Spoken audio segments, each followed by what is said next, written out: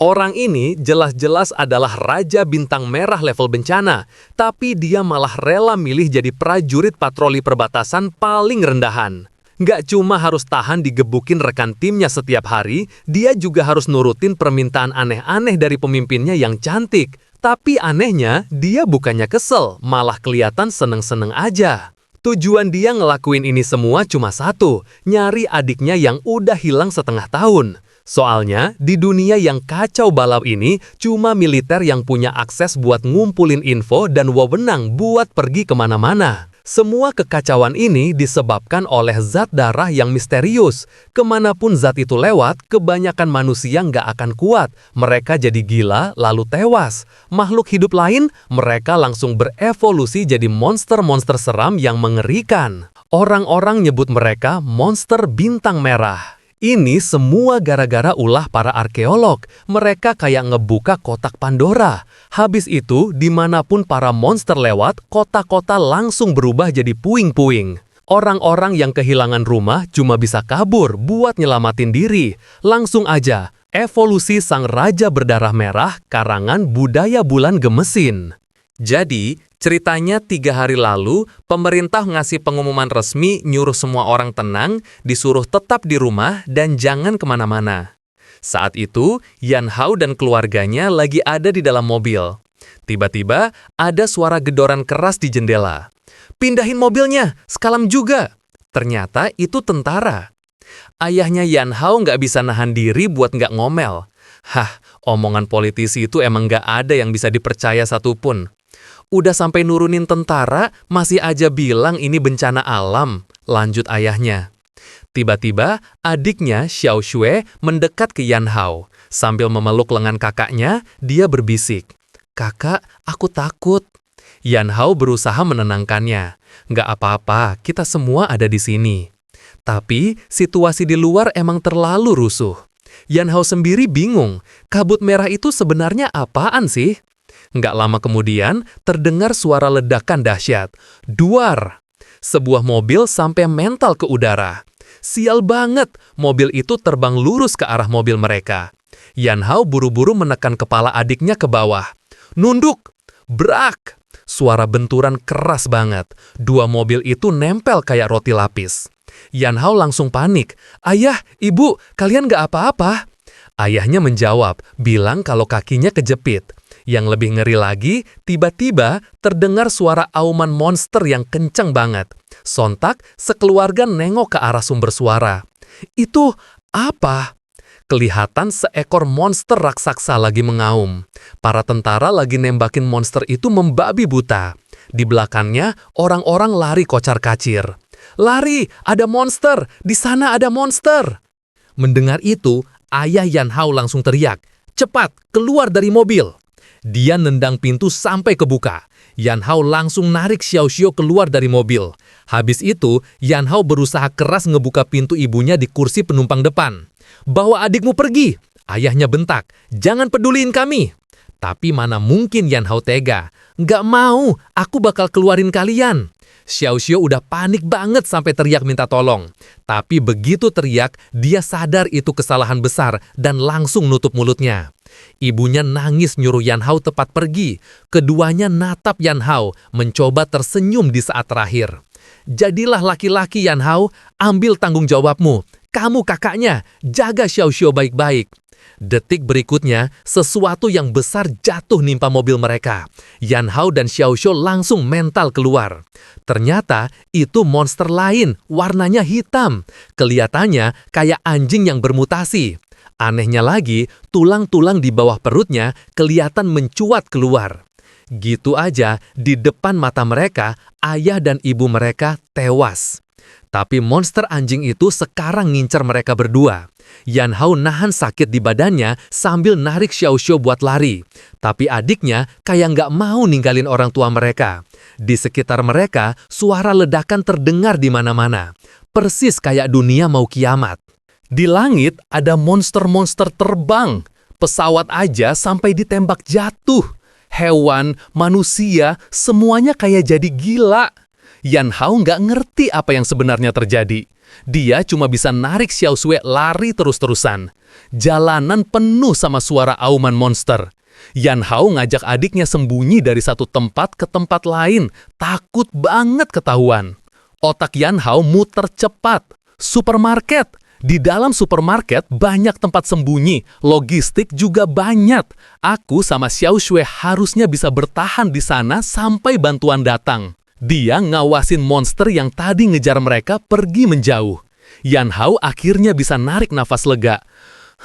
Akhirnya pergi juga. Tapi detik berikutnya Xiao Shui ngejerit. Di mukanya tiba-tiba muncul garis-garis merah kayak benang. Yang Yan Hao nggak sadar, di mukanya sendiri juga muncul garis-garis yang sama. Xiao Shui, kamu kenapa? Xiao Shui balik natap kakaknya dengan bingung. Kakak, sambil megang lehernya, Xiao Shui ngerintih. Aku nggak enak badan. Kenapa ini? Pikir Yan Hao. Jangan-jangan gara-gara kebanyakan ngirep kabut merah tadi. Yan Hao buru-buru ngambil air minum dan ngebasahin handuk kecil, terus ngebekap mulut adiknya. Tapi detik berikutnya giliran gejala di tubuh Yan Hao yang makin parah. Panas banget. Rasanya ada sesuatu yang mau meledak keluar dari badannya. Xiao Shui jadi makin khawatir. Kakak, kamu kenapa? Yan Hao nahan sakit. Enggak apa-apa. Kakak baik-baik aja. Dia berusaha keras nahan dirinya biar nggak berubah jadi sesuatu yang aneh. Tapi kondisi mereka itu malah narik perhatian monster di sekitar. Xiao Shui makin takut, nyuruh Yan Hao jangan bikin dia takut. Ngeliat monster yang makin dekat, Yan Hao mengumpat dalam hati. Sial, ketahuan. Dia cuma bisa narik Xiao Shui buat lari lagi.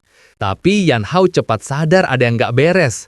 Di depan, jalan mereka dihalangi satu monster. Terus dari samping muncul satu lagi. Xiao Shui udah ketakutan banget. Kak, gimana ini? Anehnya, monster-monster itu nggak langsung nyerang. Mereka kayak lagi nunggu sesuatu. Yan Hao berusaha nenangin adiknya. Xiao Shui, jangan takut, ada aku di sini. Tepat saat itu, terdengar auman yang jauh lebih kencang dan berat. Ternyata, itu monster terbang raksasa. Cuma mendarat aja, tanah sampai getar hebat dan debu berterbangan kemana-mana. Kelihatannya, dia ini bos dari monster-monster tadi. Apa kita beneran bakal mati di sini? Batin Yan Hao. Tanpa ragu, Yan Hao narik Xiao Shui lari balik ke supermarket. Kita sembunyi di dalam. Di dalam tadi cuma ada satu monster anjing. Di luar terlalu bahaya, pikirnya. Terpaksa dia harus ngelawan yang di dalam. Yan Hao ngambil sebatang tongkat besi dan langsung maju. Meskipun kelihatannya seram, ini cuma anjing gila. Tapi Yan Hao salah perhitungan. Kerak, tongkatnya langsung patah begitu kena monster itu. Monster itu mengaum. Gila, kuat juga ini anjing, pikir Yan Hao. Dia terpaksa nahan mulut monster itu pakai dua tangan dan satu kakinya biar nggak kegigit.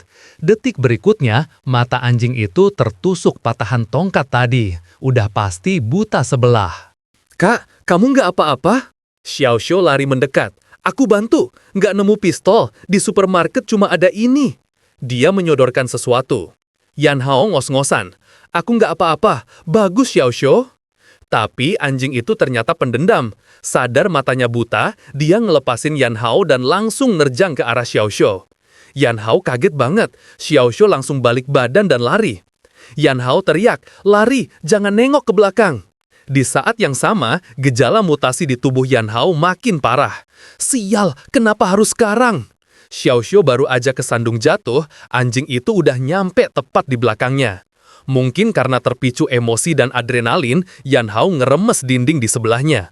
Tembok itu langsung hancur berkeping-keping, bahkan besi rangkanya kelihatan jelas. Yan Hao langsung ngambil bongkahan tembok itu dan ngelemparnya ke arah si monster anjing. Monster itu kena telak dan terpental. Bagus, masih sempat. Yan Hao menggeram, matanya memerah. Berani nyentuh adikku, mati kau! Dia langsung maju dan ngehajar monster anjing itu membabi buta, lagi dan lagi. Ngeliat kakaknya kayak orang kesetanan, Xiao Shui buru-buru meluk dia dari belakang. Kakak kenapa? Udah berhenti, jangan kayak gini. Xiaoxiu nangis ketakutan. Aku nggak apa-apa, Kak. Aku mohon berhenti. Penampilan Yan Hao sekarang benar-benar bikin Xiaoxiu ketakutan. Dengar panggilan adiknya, Yan Hao akhirnya perlahan-lahan sadar. Napasnya terengah-engah. Xiaoxiu, aku nggak apa-apa. Maaf, bikin kamu khawatir. Kak, kakak beneran udah nggak apa-apa? Xiaoxiu masih cemas. Belum selesai Yan Hao ngomong, seekor monster lain tiba-tiba muncul tepat di belakang Xiaoxue. Yan Hao langsung ngedorong adiknya. Awas! Ternyata itu monster sejenis burung. Yan Hao langsung nyambar pipa besi di dekatnya dan mengayunkannya sekuat tenaga. Burung jelek, jauhi adikku! Yang bikin Yan Hao kaget, monster burung itu mental jauh banget kena pukulannya. Tunggu, kekuatan ini? Yan Hao natap tangannya. Aku bisa ngalahin mereka? Meskipun gak tahu alasannya, Yan Hao sadar dia jadi lebih kuat. Dia langsung nyuruh Xiaoxue cari tempat sembunyi yang aman. Aku bakal habisi monster-monster ini. Tapi Xiaoxue kelihatan khawatir banget. Gak ada pilihan lain, Xiaoxue. Monster gede yang di luar itu udah ngincer kita. Aku harus pancing mereka pergi. Xiaoxue langsung meluk Yan Hao erat-erat. Jangan pergi, Kak. Aku takut. Aku takut kakak kayak tadi lagi. Yan Hao ngelus kepala adiknya. Tenang aja, aku janji nggak bakal hilang kendali lagi. Tapi, kamu tunggu di sini buat kakak. Kakak bakal cepat kembali jemput kamu, oke? Xiaoxue akhirnya ngerti, meskipun berat. Tapi dia minta satu janji. Sambil terisak, dia bilang, janji sama aku, Kak. Kakak harus kembali dengan selamat. Yan Hao tersenyum. Pasti, percaya sama kakakmu. Habis itu, Yan Hao melangkah keluar supermarket menatap bos monster terbang itu. Kalau tebakanku benar, ngebunuh monster-monster ini dan nyerap energi darah mereka bisa bikin aku lebih kuat. Energi di badanmu pasti jauh lebih banyak kan? Asal aku bisa habisi kamu, aku pasti dapat kekuatan yang cukup buat ngelindungin Xiaoxue. Jadi, matilah! Tapi bosnya malah nggak gerak. Dia nyuruh monster-monster kecil di sekitarnya buat maju. Yan Hao nyeringai. Kayaknya aku belum pantas bikin kamu turun tangan sendiri. Kalau gitu, aku habisi mereka satu-satu sampai di depanmu. Yan Hao mengayunkan pipanya ke kepala satu monster. Tapi detik berikutnya, monster lain berhasil gigit bahunya. Gerah! Yan Hao mengaum kencang. Auranya langsung meledak. Dua monster yang nempel di badannya langsung mental. Tangan Yan Hao ikut bermutasi, berubah total jadi kayak cakar monster, lengkap dengan aliran energi hitam merah yang pekat.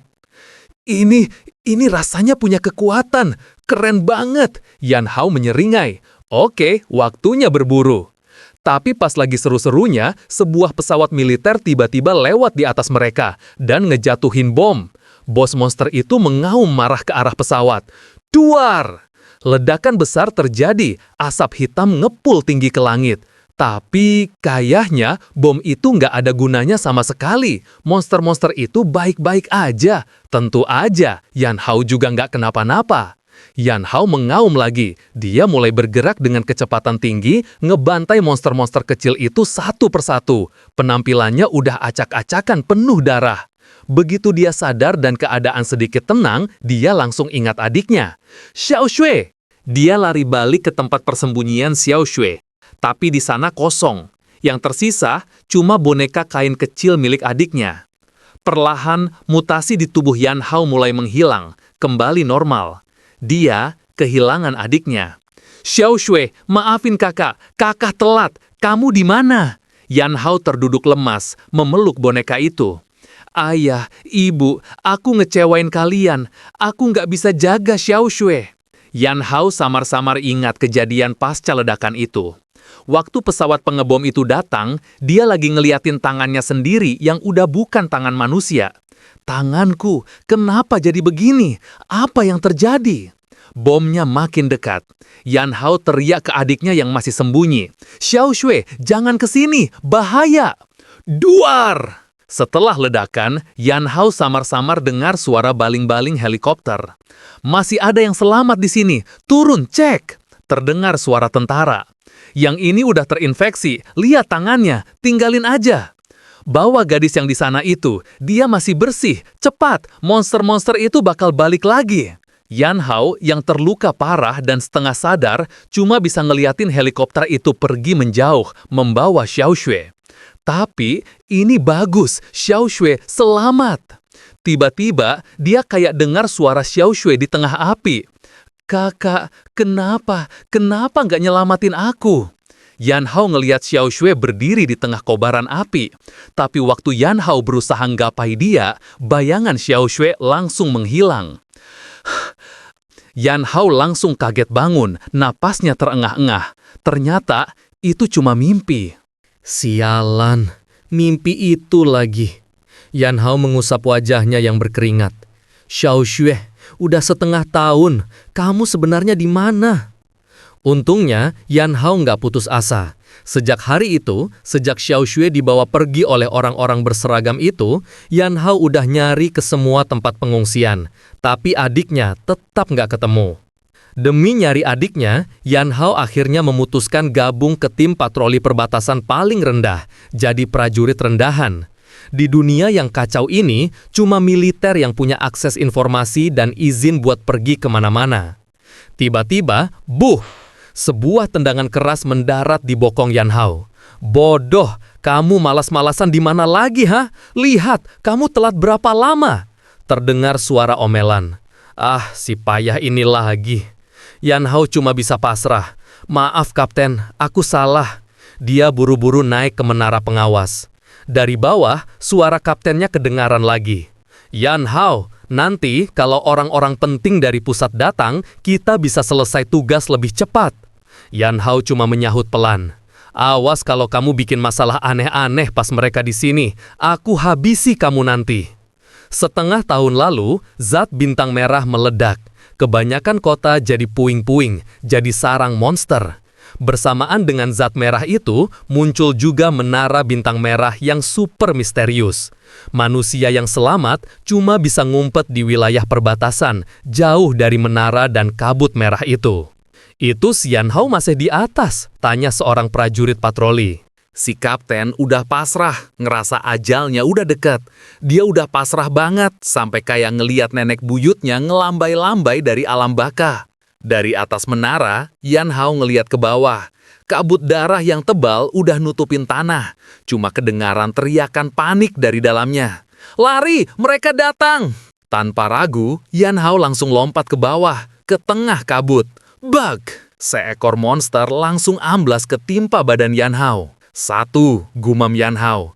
Monster di sebelahnya langsung mengaum marah ke arahnya. Yan Hao yang sekarang jelas beda banget sama Yan Hao setengah tahun lalu.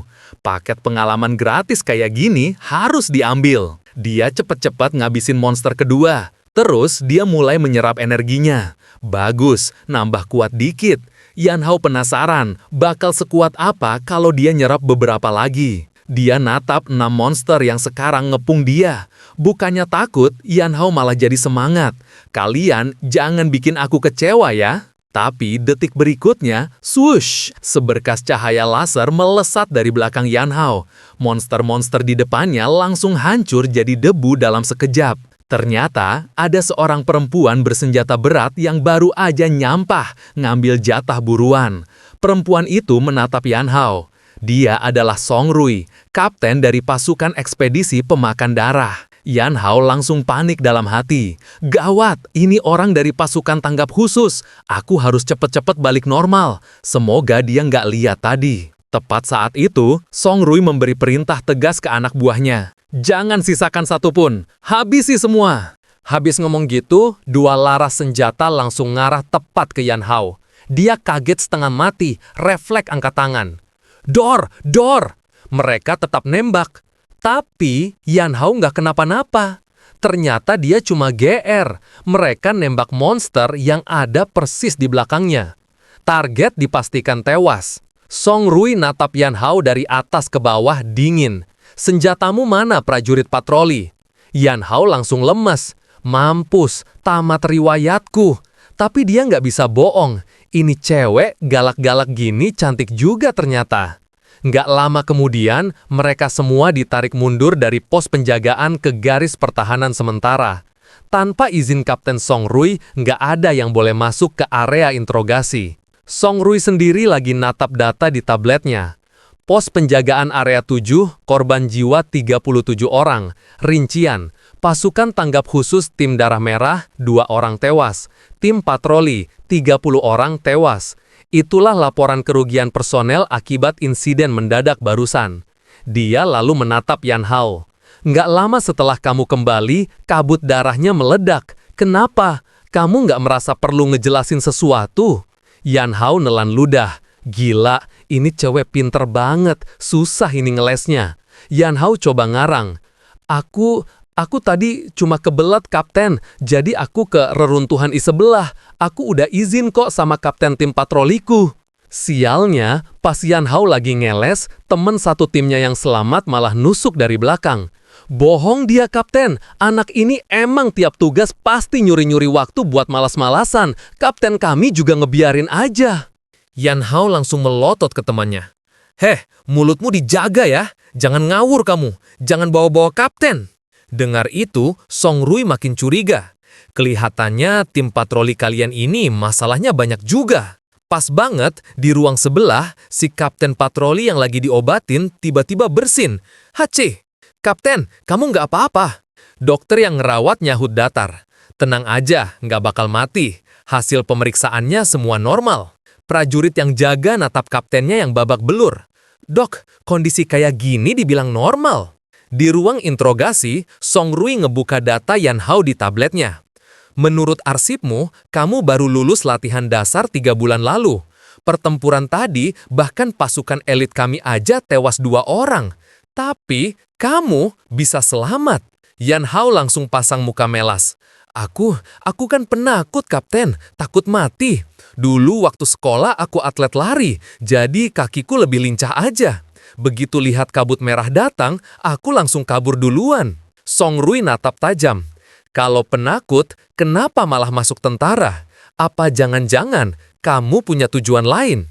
Tujuan? Batin Yan Hao. Tentu aja ada. Selama setengah tahun nyari Xiao Shui, Yan Hao terus-terusan rebunuh dan nyerap energi monster level rendah. Dia pelan-pelan jadi bisa ngendaliin transformasinya dan balik jadi manusia. Selama setengah tahun ini, dia kayak serigala penyendiri, ngehindarin keramaian, pakai cara paling bodoh, nyisir tiap runtuhan dan nyari info di setiap pemukiman manusia. Sebagai tentara, tapi penakut, kabur dari pos, tahu sesuatu tapi nggak lapor. Kamu tahu kan apa konsekuensinya? Desak Song Rui. Mau nembak mati aku, pikir Yan Hao pasrah. Tapi Song Rui tiba-tiba mendekatkan wajahnya ke telinga Yan Hao, suaranya pelan banget. Sebenarnya, ada apa dengan kedua tanganmu itu? Tiba-tiba, duar, terdengar suara keras dari luar. Song Rui ngira itu gempa, tapi insting Yan Hao bilang beda. Perasaan ini aku kenal. Yan Hao langsung berdiri dan lari ke pintu. Lari, ada banyak monster datang. Song Rui kaget, ini anak berani-beraninya kabur di depannya. Grep, detik berikutnya Yan Hao udah dibanting ke tanah sama Song Rui. Dia ngunci Yan Hao. Kamu anggap aku nggak ada, hah? Pas Yan Hao dibanting, tanah di bawah mereka tiba-tiba retak. Prajurit yang lain panik. Kapten, tanahnya retak. Yan Hao yang masih ditindih ikutan panik. Kapten, pelan-pelan aja. Aduh, tolong doa. Bruk. Tanah di bawah mereka ambrul, semuanya jatuh ke bawah. Kecuali Song Rui yang sigap, yang lain jatuhnya nggak karuan. Di mana ini? Tanya Song Rui. Gelap banget di sini, siapin penerangan. Seru wakilnya. Siap. Prajurit yang tadi nyalahin Yan Hao mulai ngomel lagi. Kamu ini emang bintang sial ya, ada kamu pasti ada aja masalah. Begitu senter nyala, mereka baru sadar kalau mereka ada di dalam labirin terowongan yang kayaknya digali sama monster. Semuanya tenang, perintah Song Rui. Cek senjata kalian, jaga formasi, jangan sampai punggung kalian terekspos. Tiba-tiba, telinga Yan Hao nangkap sesuatu. Suara angin? Dia kaget. Kenapa? Tanya Song Rui. Di sebelah sana, kayak ada suara angin, kata Yan Hao. Angin? Berarti ada jalan keluar, batin Yan Hao. Dia langsung lari ke arah suara itu. Ternyata benar, ada angin sepoi-sepoi. Prajurit nyinyir tadi lagi-lagi komentar. Yan Hao, kamu emang gak punya keahlian lain, tapi kalau urusan kabur, kamu emang jagonya. Yan Hao gak peduli, dia langsung teriak ke Song Rui. Kapten, di sini ada angin. Prajurit nyinyir itu lagi semangat banget. Pasti ada jalan di depan. Tiba-tiba, di belakangnya muncul monster kumbang raksasa siap nyaplok dia. Tunduk, teriak Song Rui. Dor, peluru melesat tipis di atas kepala prajurit itu, kena si monster. Prajurit itu saking kagetnya sampai jatuh terduduk. Cairan tubuh kumbang itu korosif, seru Song Rui. Jangan biarkan mereka dekat. Dan ingat, matanya melirik ke Yan Hao. Jangan bertindak seenaknya tanpa perintahku, prajurit patroli. Song Rui balik natap Yan Hao. Kelihatannya, kamu emang jago banget ya ngehindarin bahaya. Yan Hao, tunggu sampai kita keluar dari sini, kamu harus jelasin semuanya ke aku. Yan Hao jadi bingung. Dia udah tahu rahasia aku, tapi kenapa nggak langsung dibongkar aja? Sebenarnya apa maunya ini cewek? Nggak lama, terdengar suara kerasak krusuk rame banget dari segala arah. Ada yang datang lagi. Ternyata itu teman-temannya si kumbang tadi. Jumlahnya banyak banget. Gila, banyak banget serangganya, teriak prajurit tadi. Situasi jadi gawat. Kumbang-kumbang itu kayak udah siap menerkam. Song Rui dan timnya langsung nembak membabi buta. Mundur, mundur sambil lari. Tiba-tiba Yan Hao berhenti lari. Firasatnya nggak enak. Jangan berhenti, lari terus, teriak Song Rui. Yan Hao nunjuk ke depan. Tunggu, gerombolan serangganya berhenti. Lihat, depan sana. Di depan mereka nongol seekor kumbang raksasa, jauh lebih besar dari yang lain. Itu level penguasa, desis Yan Hao. Monster itu lagi nyerap kabut merah di sekitarnya. Detik berikutnya, kabut itu dikumpulin jadi bola energi yang menyala. Yan Hao langsung teriak, hati-hati, benda itu bahaya banget. Song Rui nggak buang waktu, dia langsung nembakin senjata beratnya. Si kumbang raksasa juga nembakin bola energinya. Duar! Tembakan Song Rui kena telak di badan si kumbang. Tapi di saat yang sama, bola energi dari monster itu udah sampai di depan Song Rui. Yan Hao refleks teriak, menghindar. Untungnya, Yan Hao lebih cepat. Dia lompat ke depan Song Rui dan buk, nonjok bola energi itu. Anehnya, bola energi itu malah keserap masuk ke tangan Yan Hao. Song Rui kaget natap dia. Yan Hao, kamu! Yan Hao nyahut cepat. Tunggu sampai kita keluar hidup-hidup dari sini. Aku bakal jelasin semuanya. Sambil ngomong, Yan Hao sadar bagian yang tadi ditembak Song Rui di badan monster itu mulai retak. Song Rui juga ngeliat itu, tapi dia kelihatan cemas. Tembakanku aja nggak mempan. Dia melirik Yan Hao. Kamu hati-hati. Tapi dalam hati, Yan Hao sangat percaya diri. Monster kayak gini, kalaupun aku belum bunuh 1.800 sih udah. Cuma level penguasa kan, sama kayak dia dulu. Sekadar info, level monster itu dibagi dari yang paling rendah. Level budak merah, level anjing pemburu, level penguasa, level raksasa, dan yang tertinggi level bencana. Yan Hao langsung lompat tinggi, tangannya berubah jadi cakar monster. Mati kau! Cakarnya langsung nusuk nembus badan si kumbang. Kalau aku serap energi monster ini, seberapa kuat aku nanti? Yan Hao mendarat, dia sedikit nggak puas sama serangannya barusan. Keras banget, kalau monster biasa udah pasti hancur berkeping-keping. Badan gedenya ini emang kayak tank lapis baja. Pasti kamu udah makan banyak temanmu sendiri ya? Monster itu ngamuk, nyerang balik, tapi Yan Hao dengan gampang ngehindar. Sambil menghindar, dia ngeledek. Lambat banget. Yan Hao ngerasa monster ini kayaknya nge-upgrade semua poinnya buat pertahanan. Malah bagus, cuma kayak karung tinju aja kalau gini. Prajurit patroli yang tadi nyinyir nonton itu dengan mulut kebuka. Bengong. Dia ngerasa ini pasti mimpi. Orang yang dari tadi dia bully, si prajurit rendahan yang penakut, ternyata jagoan tersembunyi. Dia itu sebenarnya apa? Gumamnya nggak percaya. Nggak mungkin, bukannya dia tadi yang lari paling kencang. Katanya dia paling takut mati. Tepat saat itu, suara Song Rui terdengar. Dia adalah subjek eksperimen tempur anti-monster, hasil penelitian rahasia pemerintah gabungan SU. Prajurit tadi makin bingung. Dia yang lulus latihan dasar aja butuh 3 bulan. Yang kaburnya paling cepat itu subjek eksperimen. Song Rui ngangguk mantap. Iya, benar sekali. Berarti kapten udah tahu dari tanya wakilnya, Lin Yongji. Enggak, potong Song Rui. Aku baru yakin pas dia nahan serangan monster itu buat aku tadi. Otak Lin Yongji langsung muter cepat.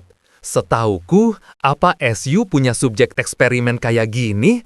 Atau Kapten Song Rui lagi nyembunyiin sesuatu? Ini rahasia besar SU. Song Rui natap tajam ke prajurit patroli yang masih syok tadi. Apa yang kamu lihat dan kamu dengar di sini nggak boleh bocor sedikit pun keluar. Paham? Prajurit itu langsung hormat kaku. Siap, Kapten. Pas mereka lagi ngobrol, si kumbang raksasa ternyata ngumpulin bola energi lagi, terus nembakin ke arah Yan Hao. Yan Hao menghindar dengan gampang, tapi habis menghindar, dia kaget. Sial! Bola energi itu ternyata ngincar Song Rui, Lin Yongji, dan prajurit patroli tadi. Awas! Teriak Yan Hao. Duar! Bola energi itu meledak di tempat mereka berdiri. Asap ledakan mulai hilang. Song Rui ternyata nggak apa-apa. Dia mendarat dengan gaya keren. Prajurit patroli tadi ngos-ngosan parah. Dia nggak percaya masih hidup. Ternyata Lin Yongji tadi ngedorong dia dan nahan ledakan itu. Kapten, kaki Anda, kata si prajurit panik. Lin Yongji nahan sakit. Tenang, nggak bakal mati. Si prajurit merasa bersalah banget. Anda kan pasukan elit, ngorbanin diri buat prajurit rendahan kayak aku. Lin Yongji nyeringai, 1 kaki ditukar 1 nyawa, untung kan? Tapi kan tugas kalian harusnya ngelawan monster. Kenapa ngorbanin kemampuan tempur Anda cuma buat aku? Lin Yongji natap dia serius. Aku jadi tentara bukan cuma buat ngebunuh monster-monster sialan itu. Aku di sini buat ngelindungin. Sebagai perisai terakhir umat manusia, aku nggak boleh ninggalin siapapun. Yan Hao yang dengar itu diam-diam merasa hormat. Tentara kayak dia baru pantas dihormati. Nggak jauh dari sana, Yan Hao mental dihajar si monster. Dia ngehantam tanah keras banget. Cakar merah di tangannya mulai memudar. Sial, energi kabut merahnya udah habis. Buat nahan transformasi sebelah tangan aja udah nggak kuat. Tapi si monster level penguasa, kumbang duri perisai baja, masih kelihatan bugar banget. Ini to level penguasa, repot juga ya. Si kumbang duri perisai baja lihat Yan Hao udah lemas. Dia mengaum, langsung nyerang Yan Hao. Pas banget di saat kritis, duar. Ada ledakan di kepala si monster. Ternyata Song Rui yang nembak. Sambil nembak, dia teriak, Yan Hao, kamu nggak boleh mati di sini. Masih banyak hal yang harus kamu jelasin ke aku. Detik berikutnya, kejadian aneh terjadi. Si kumbang duri itu ketawa. Hahaha. Song Rui sampai merinding dengarnya. Dia ketawa. Firasat Song Rui nggak enak. Bener aja, kabut merah pekat tiba-tiba nyembur keluar dari lubang-lubang di dinding goa. Ternyata, terowongan yang saling nyambung ini bikin dia gampang mindahin kabut merah dari tempat lain buat ngisi ulang tenaganya. Luka-luka di badannya langsung sembuh. Kalau dibiarin, dia bakal pulih total. Jangan-jangan kabut merah yang nyerang pos penjagaan tadi itu juga ulah dia, seru Song Rui. Monster itu sekarang fokus natap Yan Hao. Song Rui langsung narik kesimpulan. Yan Hao, kita nggak bisa bunuh dia, mundur sekarang. Enggak, tolak Yan Hao. Dia harus mati hari ini, di sini. Dia bisa pulih pakai kabut merah. Aku juga bisa. Dia manggil kabut merah ini justru ngebantu aku. Yan Hao ngeliat monster itu lagi fokus nyembuhin diri. Sekarang dia nggak bisa banyak gerak. Ini kesempatan kita buat nyerang. Song Rui ragu. Kalau gagal, kamu bisa mati di sini. Yan Hao natap dia mantap. Aku udah bolak-balik di depan pintu neraka. Nambah sekali lagi juga nggak masalah. Akhirnya Song Rui setuju. Oke, tapi kesempatan cuma sekali. Dia ngarahin lagi senjatanya ke si kumbang duri. Aku bakal pakai sisa kekuatanku buat ngebuka paksa cangkang di kepalanya. Begitu kebuka, kamu masuk dan langsung hancurin otaknya. Cuma ini satu-satunya cara kita buat menang. Song Rui nembakin semua energinya. Sekarang! Duar! Ledakan besar ngehancurin cangkang di kepala si kumbang duri. Pas cangkangnya kebuka, Yan Hao udah ada tepat di atas kepalanya. Monster itu kaget banget. Tanpa ampun, Yan Hao langsung ngerobek-robek bagian dalam kepala monster itu pakai cakarnya yang tajam. Si kumbang duri menjerit kesakitan. Tanduk di kepalanya mulai retak-retak. Song Rui nonton dengan tegang. Berhasil? Dia nggak yakin. Detik berikutnya, boom! Terjadi ledakan besar dari dalam kepala monster itu. Yan Hao mental jauh, kebanting keras ke tanah. Kepala si kumbang duri udah hancur lebur. Song Rui langsung lari nyamperin Yan Hao. Yan Hao, kamu nggak apa-apa. Pas Yan Hao terbaring, sebuah foto kecil kelihatan dari balik bajunya. Di tangannya, dia ngegenggam sebuah kristal hitam aneh. Anehnya, tangan Yan Hao yang satu lagi kayak tertusuk kristal itu. Kesadaran Yan Hao kabur. Aku? Di mana? Ini siapa? Kayaknya ini aku. Aneh, kok aku nggak bisa ngendaliin badanku? Yan Hao sadar. Oh, aku udah berubah total jadi monster. Terus, ini di mana? Neraka? Atau aku lagi ngeliat kilas balik sebelum mati? Dia ngeliat ada struktur aneh kayak untayan DNA di depannya. Tiba-tiba, Yan Hao sadar dia bisa gerak lagi. Dia ngerasain ada sesuatu di dadanya. Ini bukannya benda yang tadi ada di dalam monster itu, kayak semacam inti energi. Tadi benda itu ada di tangannya, sekarang kok pindah ke dadanya? Detik berikutnya, Yan Hao kaget banget. Apa? Benda ini nyerap kabut merah. Kristal ini bukan cuma nyerap, tapi juga nyimpen kabut merah. Ini berarti, walaupun aku nyerap kabut merah lebih banyak dari sebelumnya buat transformasi yang lebih kuat, aku nggak perlu takut hilang kendali lagi. Yan Hao sadar, benda ini kayak sekring pengaman. Pas aku mulai gila, dia bakal nyedot balik kabut merah di badanku, balikin kesadaranku. Kalau gitu, aku bisa bebas nyerap energi monster buat evolusi dan jadi lebih kuat, nggak perlu nahan-nahan diri lagi. Tapi Yan Hao cepat sadar, nggak ada yang gratis di dunia ini. Sial, kapasitas simpal kristal baru ini terbatas. Dia ngerasa energinya udah mau penuh, bisa meledak ini kalau kebanyakan. Tiba-tiba Yan Hao dapat ide, tumbuh. Jurusnya si kumbang raksasa tadi yang bikin bola energi, itu kan pakai banyak banget kabut merah. Kalau aku bisa nyerap kabut merah, harusnya aku juga bisa ngumpulin mereka jadi satu. Kabut merah di mata Yan Hao berputar. Sini, gumamnya. Dia sedang mencoba mengumpulkan energi di tangannya, membentuk bola energi pekat, tapi dia langsung menghancurkannya lagi. Sementara itu, di depan kamar 314, Song Rui menatap Lin Yongzi yang terbaring. Dia melihat kaki wakilnya yang terluka parah. Song Rui nggak bisa berbuat banyak. Lin Yongzi menahan sakit. Sebagai tentara, aku udah sadar resiko ini. Kamu nggak perlu nyalahin dirimu sendiri, Kapten Song. Dia lanjut bertanya, sebenarnya Yan Hao itu gimana? Aku nggak pernah dengar SU punya subjek eksperimen. Song Rui menjawab, kasus Yan Hao itu rahasia besar. Kamu fokus aja nyembuhin diri, nggak usah mikirin yang lain. Aku udah ngajuin ke markas buat mindahin kamu ke departemen logistik. Mulai sekarang, kamu bisa istirahat, lanjut Song Rui. Tapi Lin Yongzi menatapnya. Soal ini, aku akan laporin apa adanya ke ayahmu, kepala staf Song Lian. Aku yakin dia punya penilaian sendiri. Muka Song Rui langsung mengeras. Lin Yongzi, sebenarnya atasanmu itu siapa?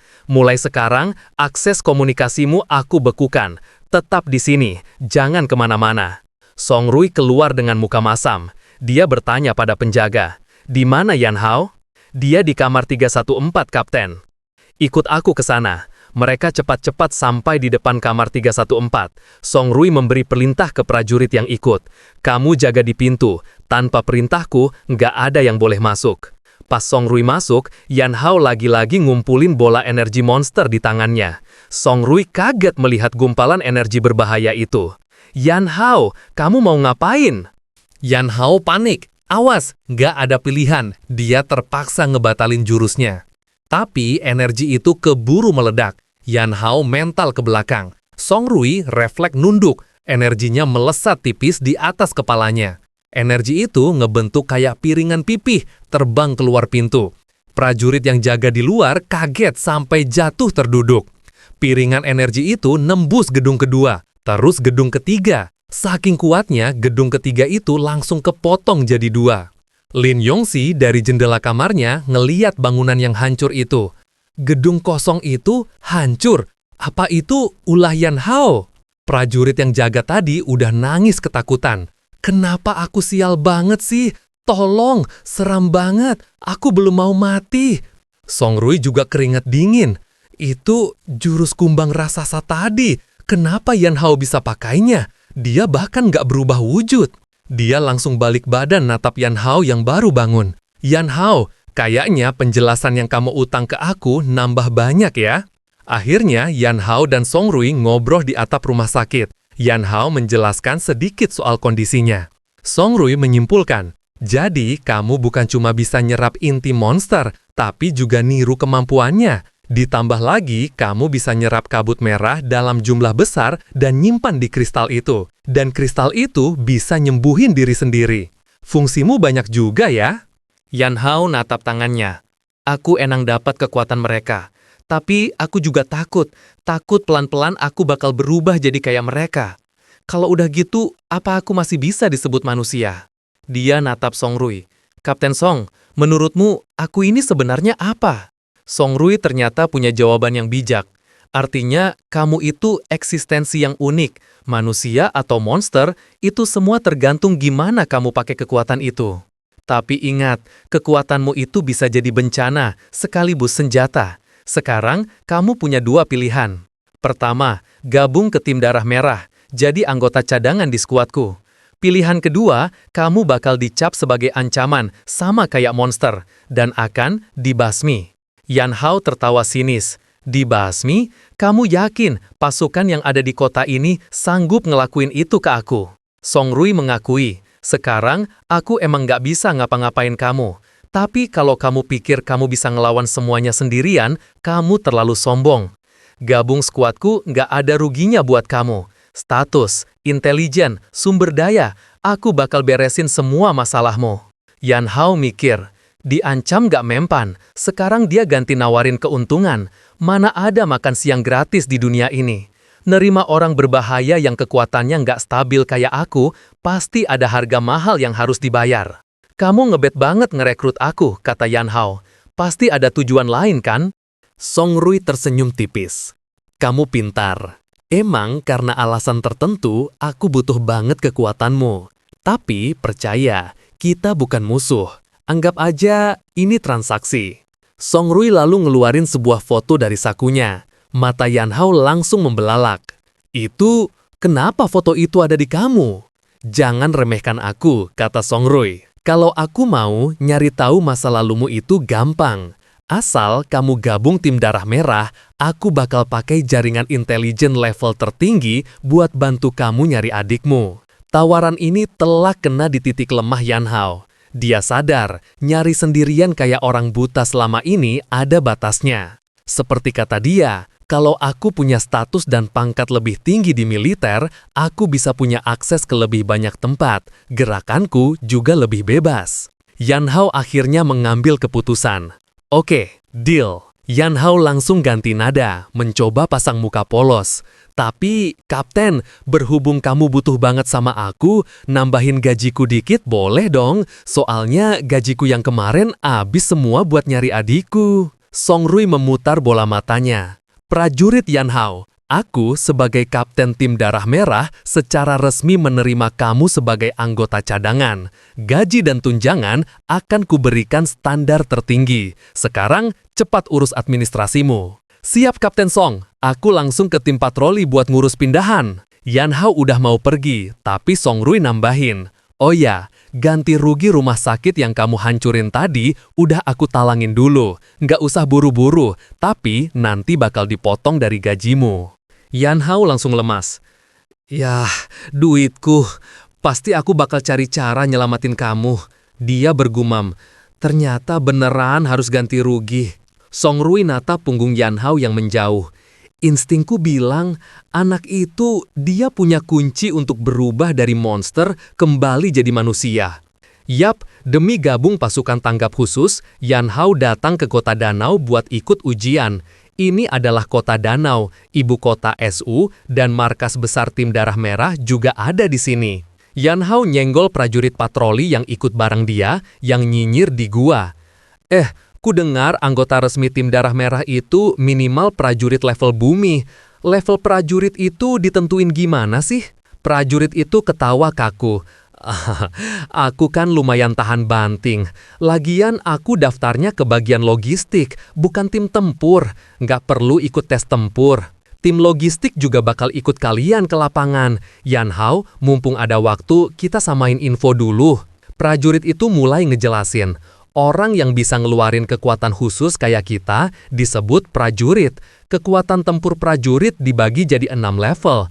S, A, B, C, D, dan E. Markas pasukan tanggap khusus punya alat penilainya sendiri. Yang paling dasar di tes itu kekuatan fisik dan stamina. Nah, kalau monster, dari yang lemah ke yang kuat ada 5 level.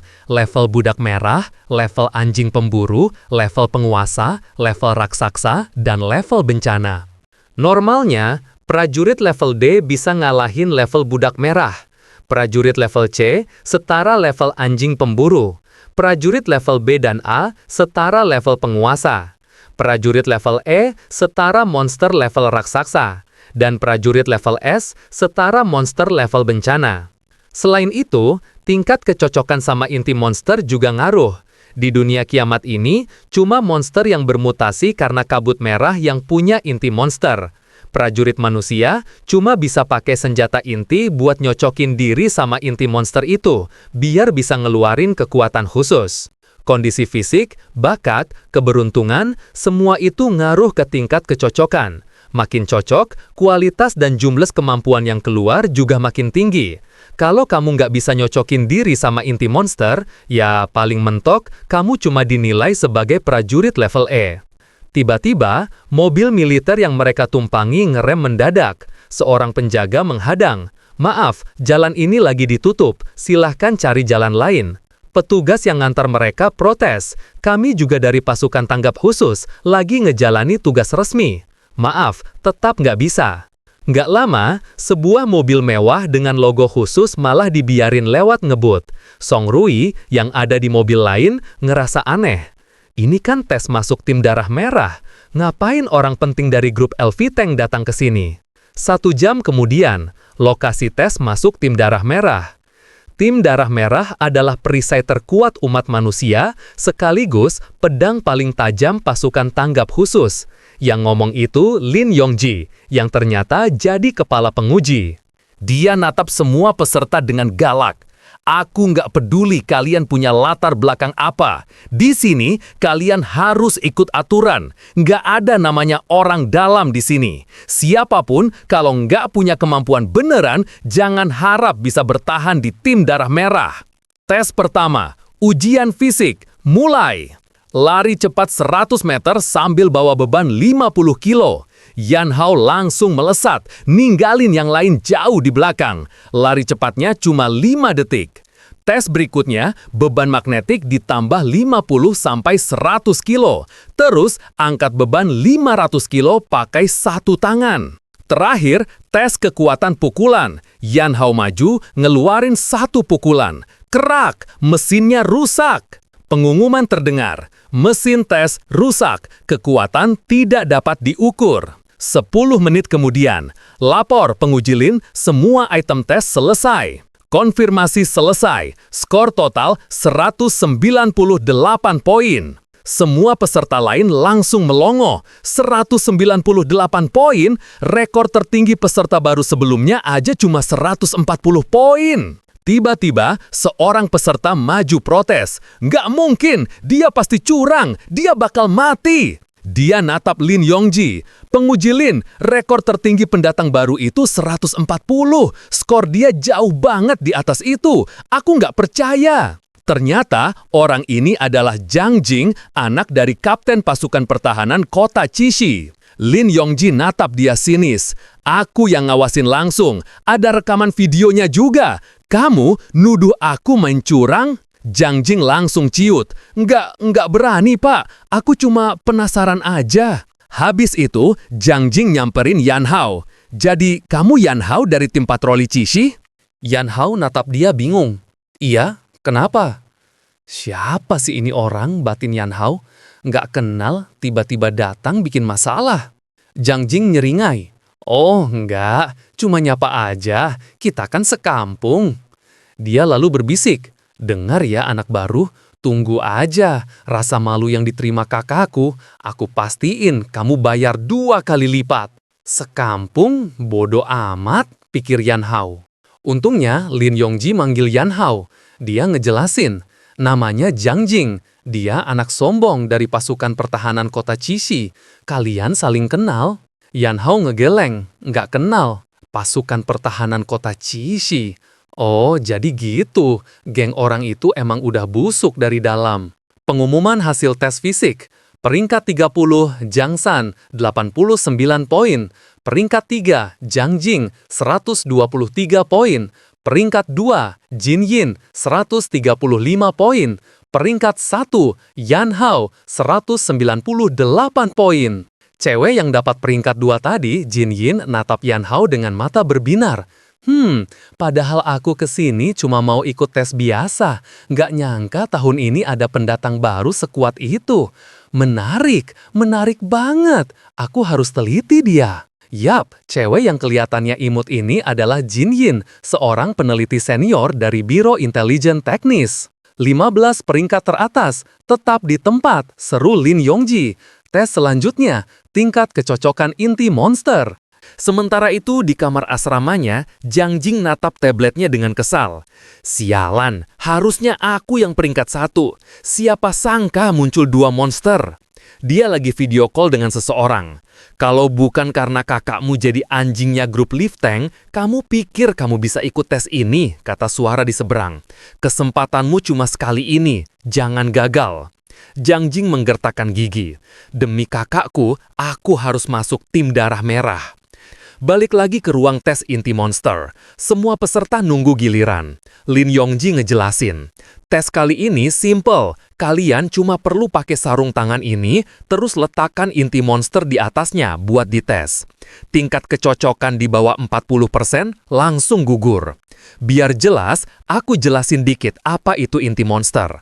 Pertama, cuma monster level anjing pemburu ke atas yang bisa ngasilin inti monster. Makin kuat monsternya, makin bagus intinya. Dengan masang inti ini ke senjata inti, prajurit bisa pakai kekuatan khusus kayak monster. Tingkat kecocokan tiap orang beda-beda. Tergantung kecocokan dan bakat, kalian bisa ngebangkitin kemampuan elemen, kekuatan, tipe pendukung, atau kendali. Sarung tangan ini adalah senjata inti level paling rendah. Cuma bisa buat ngetes kecocokan, nggak bisa ngeluarin kekuatan. Nanti kalau kalian udah resmi gabung tim darah merah, kalian bakal dapat senjata inti yang jauh lebih bagus. Oke, tes dimulai. Peserta pertama kelihatan sebih. Kecocokan 39%. Gugur. Dia nggak terima. Padahal tes fisiknya peringkat 5. Gila. Tes ini lebih susah dari ngebunuh monster, keluhnya. Peserta berikutnya dapat 56%. Dia langsung teriak girang. Lolos, aku bisa gabung tim darah merah. Jiang Jing, giliranmu. Tapi Jiang Jing malah buang muka sombong ke Lin Yongji. Sambil berdecih, dia ngambil inti monster warna hitam. Dia nekan inti itu ke sarung tangan. Mukanya kelihatan nahan sakit. Nurut. Tiba-tiba alatnya nunjukin, level bumi, tingkat kecocokan 60%. Gila, rekor angkatan lalu aja cuma 56%. Dia mecahin rekor. Orang-orang ngira dialah yang terkuat. Tapi Jiang Jing malah natap sinis ke semua orang. Kalian semua sampah, aku yang terkuat. Orang-orang langsung rame bisik-bisik.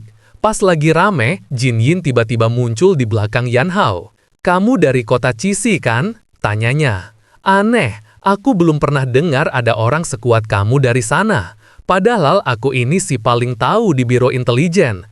Kamu bisa lolos dari radarku? Hebat. Dia mendekat. Beberapa hari lalu, konsentrasi kabut merah di kota Cishi naik turun drastis. Itu pasti ada hubungannya sama kamu kan? Yan Hao langsung pasang muka bego. Hah? Kamu ngomong apa? Aku nggak ngerti sama sekali. Jin Yin tersenyum misterius. Nggak mau ngaku juga nggak apa-apa. Yang penting kamu tahu, aku tertarik banget sama kamu. Yan Hao langsung nangkep kesempatan. Oh iya, kalau gitu aku... Tapi Jin Yin motong. Gini aja, aku ada satu syarat. Kalau hasil tes kecocokanmu nanti bisa ngelewatin aku, apapun yang pengen kamu tahu, bakal aku kasih tahu. Apapun itu. Berikutnya, Jin Yin. Oke, giliranku. Cewek itu maju, tapi detik berikutnya dia langsung pasang aksi sombong. Sambil berkacak pinggang, dia teriak ke semua orang. Lihat baik-baik ya, rekornya si Zhang Jing bakal dipatahin sama cewek cantik ini. Yan Hao sendiri agak ragu. Ini cewek beneran sejago itu? Zhang Jing yang nonton cuma berdecih, nganggap Jin Yin kayak badut cari perhatian. Tapi Jin Yin kelihatan percaya diri banget. Dia ngambil inti monster warna hitam juga. Plak, dia menekannya ke alat tes. Lihat nih, layar besar langsung nampilin. Prajurit level bumi. Tingkat kecocokan 78%. Orang-orang langsung heboh. Gila, nggak mungkin. Hasil kayak gitu belum pernah ada. Alatnya rusak kali ya. Jin Yin cuma ketawa kecil. Tuh kan, aku bilang juga apa. Rekor Zhang Jing pasti pecah. Zhang Jing yang dengar itu saking kesalnya sampai giginya gemeletuk. Sialan. Selain si Yan Hao, cewek sialan ini juga nggak bakal aku biarin. Peserta terakhir, Yan Hao. Yan Hao jadi mikir, cewek itu kuat juga. Mungkin dia nggak bohong soal taruhan tadi. Dia beneran tahu banyak hal. Jin Yin nyenggol dia. Gimana, kena mental kan? Demi petunjuk soal Xiao Xue, aku harus menang taruhan ini, batin Yan Hao. Dia maju sambil bilang, lihat aja. Dia ninggalin Jin Yin dengan punggungnya yang kelihatan keren. Menurut Song Rui, level prajurit Yan Hao itu minimal level C. Inti monster di depannya ini kualitasnya hitam, sama kayak yang dia serap sebelumnya. Kira-kira berapa ya tingkat kecocokanku? Yan Hao meletakkan tangannya. Ayo, kita lihat seberapa besar potensiku. Layar langsung nampilin, level C. Orang-orang kaget lagi. Buset, baru mulai udah level C. Itu kan levelnya kapten tim kecil.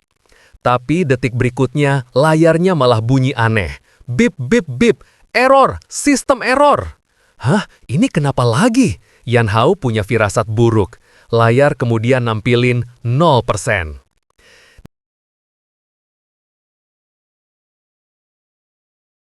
Zhang Jing langsung ketawa ngakak. Hahaha, sampah, omong doang, bikin malu aja. Hahaha, sampai inti monster aja nolak kamu.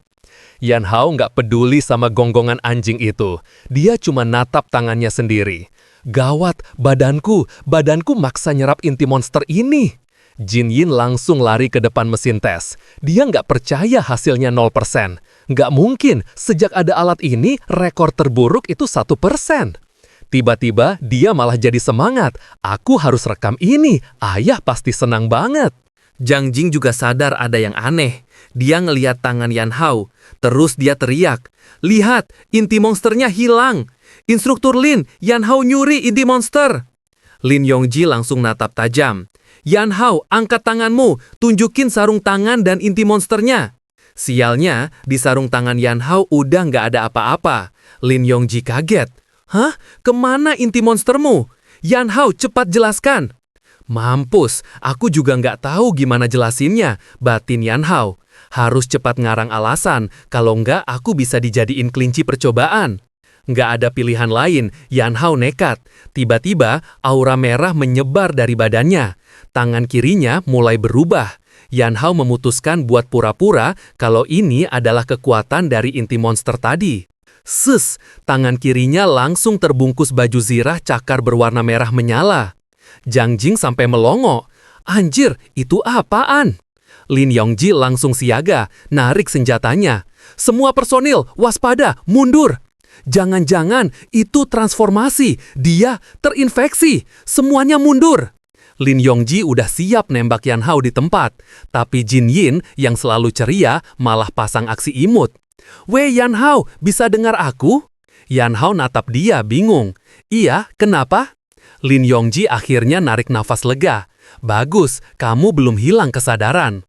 Yan Hao langsung hilangin cakar di tangannya. Kayaknya ini kemampuan dari inti monster tadi. Dia kayak maksa masuk ke badanku, terus ya jadi gini.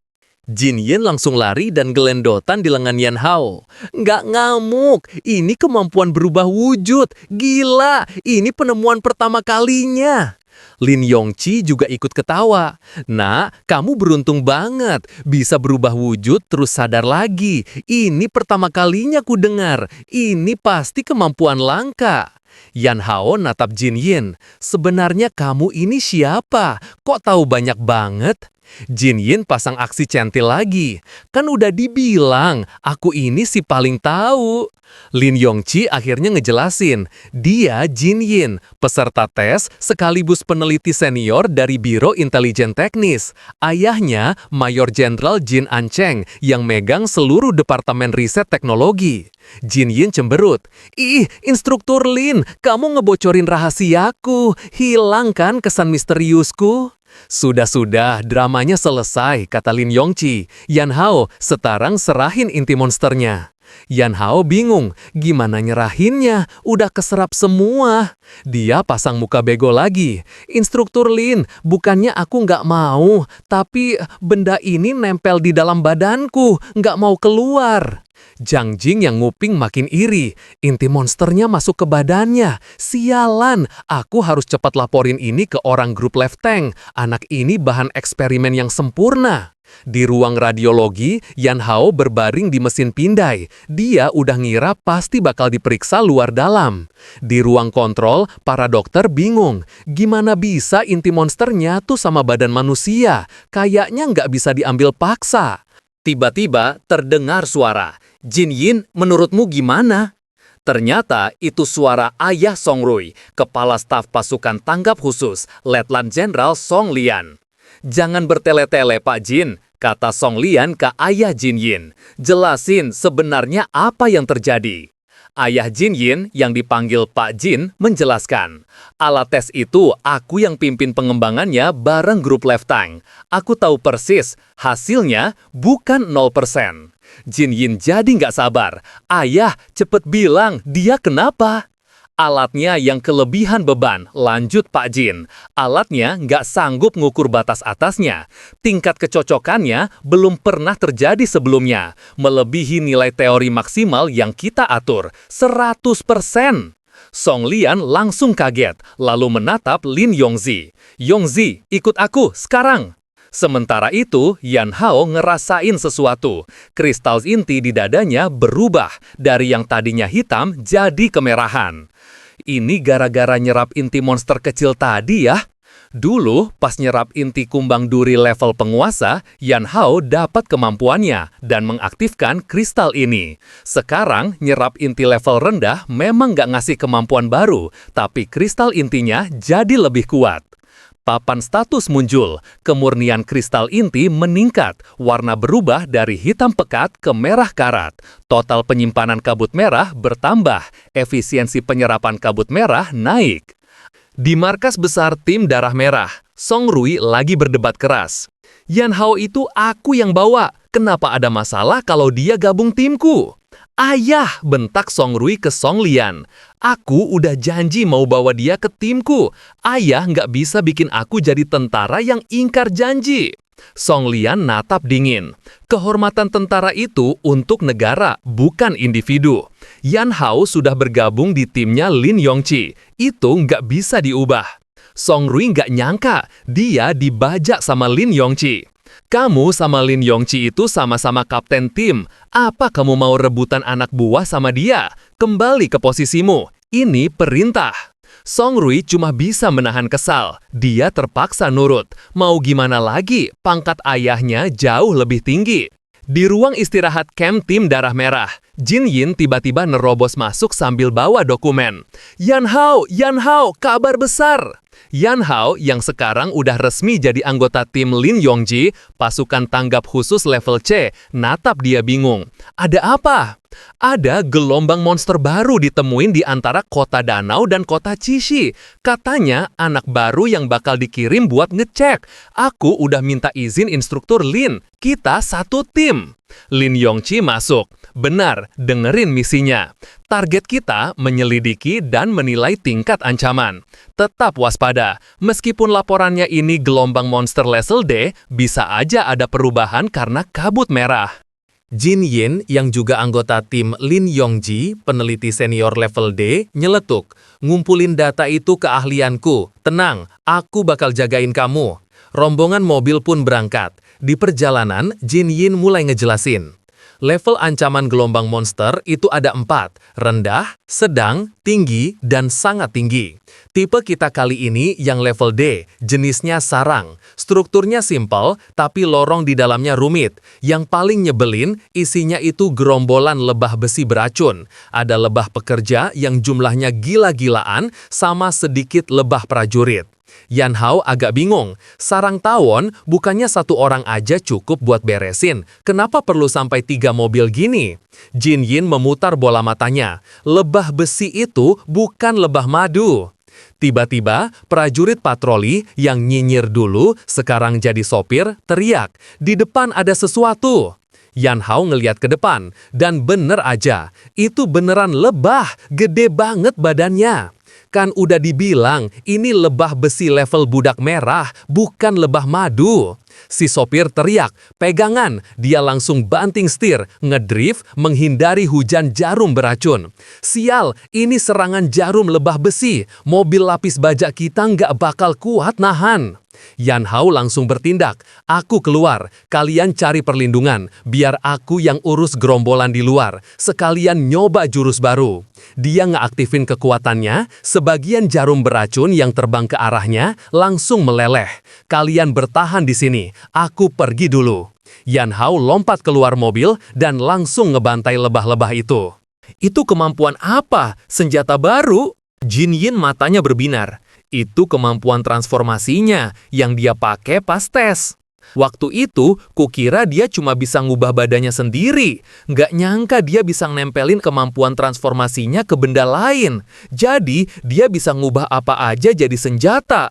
Keren banget, aku harus rekam datanya buat diteliti. Tiba-tiba, seberkas energi hijau melesat ke arah Yan Hao. Terang, benda hijau itu nembus perisai yang dipakai Yan Hao. Yan Hao kaget. Warna hijau, apaan tuh? Benda ini lebih kuat dari jarum lebah besi, bisa nembus pertahananku. Dia langsung waspada, harus cari tahu itu datang dari mana, kalau nggak bisa mati konyol.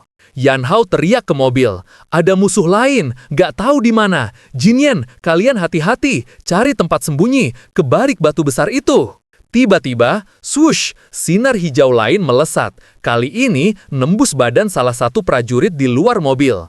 Prajurit itu langsung meledak. Yan Hao panik. Jin Yin, duri hijau itu apaan? Jin Yin cepat-cepat ngecek tabletnya. Itu ratu angin level anjing pemburu. Duri ekornya beracun dan bisa nembus armor level C ke bawah. Namanya ratu angin beracun lapis baja. Level anjing pemburu, seru Yan Hao. Laporannya salah, ini bukan sarang level rendah. Yan Hao langsung ngasih perintah, bantu aku beresin lebah-lebah kecil ini, aku bakal habisi atu angin itu. Jin Yin mengangguk. Oke, dia ngeluarin kekuatannya. Badai angin. Tangan Jin Yin ngeluarin angin puting beliung kecil yang langsung nyabik-nyabik para lebah besi. Sementara itu, Yan Hao fokusnya risi penembak jitu. Tiba-tiba dia ngelihat sesuatu. Kena kau. Itu dia, ratu angin. Ukurannya gede banget. Yan Hao langsung ngambil 2 perisai besi, memelintirnya jadi satu, dan ngebentuknya jadi tombak super panjang. Sip, panjangnya pas. Dia ngambil kuda-kuda, tanah di bawahnya sampai retak. Yan Hao ngelempar tombak itu sekuat tenaga. Wuss! Tombak itu melesat membelah udara. Dan, jelep, nembus badan si ratu angin. Darah nyiprat kemana-mana.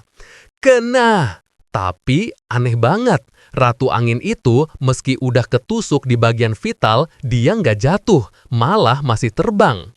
Jin Yin keringat dingin. Gila, level anjing pemburu kok kuat banget.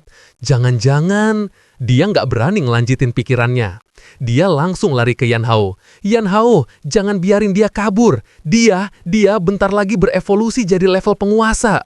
Siapa sangka detik berikutnya Yan Hao malah ambruk. Dia terduduk lemas. Biarin aja, aku kehabisan tenaga. Energi kabut merahnya habis total. Harusnya tadi aku hemat dikit buat ngelawan dia. Jin Yin natap Yan Hao yang tergeletak. Woi, kamu ngapain pura-pura mati gitu? Mau aku kasih napas buatan? Yan Hao langsung keringat dingin. Gila, ini cewek barbar banget. Belum lagi posisinya Jin Yin yang nunduk, bikin salah fokus. Yan Hao buru-buru duduk. Aku nggak tertarik sama anak kecil. Jin Yin cemberut. Siapa yang anak kecil? Dia ngelempar sebatang coklat. Nih, makan dulu, istirahat. Yan Hao natap coklat itu. Aku lemas bukan karena lapar. Nggak lama si sopir dan prajurit lain nyamperin. Yan Hao, kalian nggak apa-apa. Kami aman, kata Yan Hao. Bersihin area ini, sekalian bikin pos pertahanan sementara. Kita harus cepat laporin soal ini. Jin Yin nyahut, udah aku laporin dari tadi. Angin sepoi-sepoi bertiup, bawa kabut merah tipis.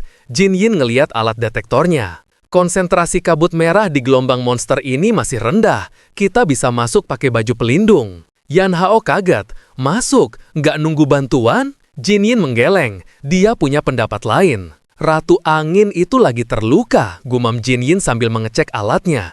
Ini kesempatan bagus buat ngumpulin data sekaligus habisin dia. Dia kelihatan sedikit bersemangat. Lagian, level ancaman gelombang monster ini udah naik jadi sedang tinggi. Kalau kita berhasil beresin, ini namanya misi lintas level. Keuntungannya pasti banyak. Sementara itu, di kantor kepala staf markas besar, para peneliti gila dari divisi eksperimen lagi berdebat panas. Yan Hao itu spesial, awasi dia terus. Pas lagi tegang-tegangnya, telepon Lin Yongxin, si instruktur, berbunyi. Panggilan darurat. Angkat, perintah kepala staf Song Lian. Lin Yongxin kaget setengah mati dengar laporan di telepon. Apa kamu bilang? Gelombang monster yang diselidiki Yan Hao ancamannya naik dari rendah jadi tinggi. Dan Yan Hao sama Jin Yin udah terlanjur masuk. Song Lian, si kepala staf, langsung menyelah. Omong kosong, Jin Yin itu kelihatannya aja ceroboh. Tapi pikirannya teliti, dia nggak mungkin ambil resiko. Dia mengetuk meja, berpikir keras. Pasti ada yang nggak beres. Bener-bener insting orang tua yang tajam. Kepala staf Song Lian langsung ngasih perintah tegas. Kerahkan tim darah merah terdekat buat bantu. Song Rui yang pimpin, berangkat sekarang. Prioritas utama, pastikan keselamatan Jin Jin dan Yan Hao. Prioritas kedua, habisi gelombang monster itu. Tepat saat itu, Lin Yongji, adiknya Lin Yongxin, yang baru pulih masuk ke ruangan. Lapor. Lin Yongxin kaget berat. Yongji, bukannya kamu masih di rumah sakit? Song Lian yang ngejelasin. Yongxin, aku biarin adikmu ikut lagi sama Song Rui. Nggak masalah kan? Dia lalu menatap Lin Yongxin. Lin Yongji, segera lapor ke Kapten Song Rui. Kamu jadi wakilnya. Ini perintah. Siap, Pak. Lin Yongxin akhirnya sadar. Jadi, sebelumnya ayah juga yang ngatur supaya dia ada di samping Song Rui. Song Liang menghela napas pelan. Pergilah. Dia bergumam dalam hati. Rui ayah nggak tahu kenapa kamu segitunya peduli sama Yan Hao. Tapi yang bisa ayah lakukan buat kamu cuma ini. Di sisi lain, Yan Hao dan Jin Yin udah terlanjur masuk jauh ke dalam sarang. Cuma mereka berdua sebagai anggota tim darah merah yang punya baju tempur pelindung kabut merah. Semoga aja lancar, gumam Yan Hao. Jin Yin natap alat di tangannya, keningnya berkerut. Aneh, konsentrasi kabut merah di sini jelas lebih pekat dari luar, tapi racun energinya kok nggak banyak berubah. Dia jadi cemas. Tapi Ratu Angin yang tadi, begitu dia berubah jadi level penguasa, tingkat kesulitan buat ngeberesin sarang ini bakal naik drastis.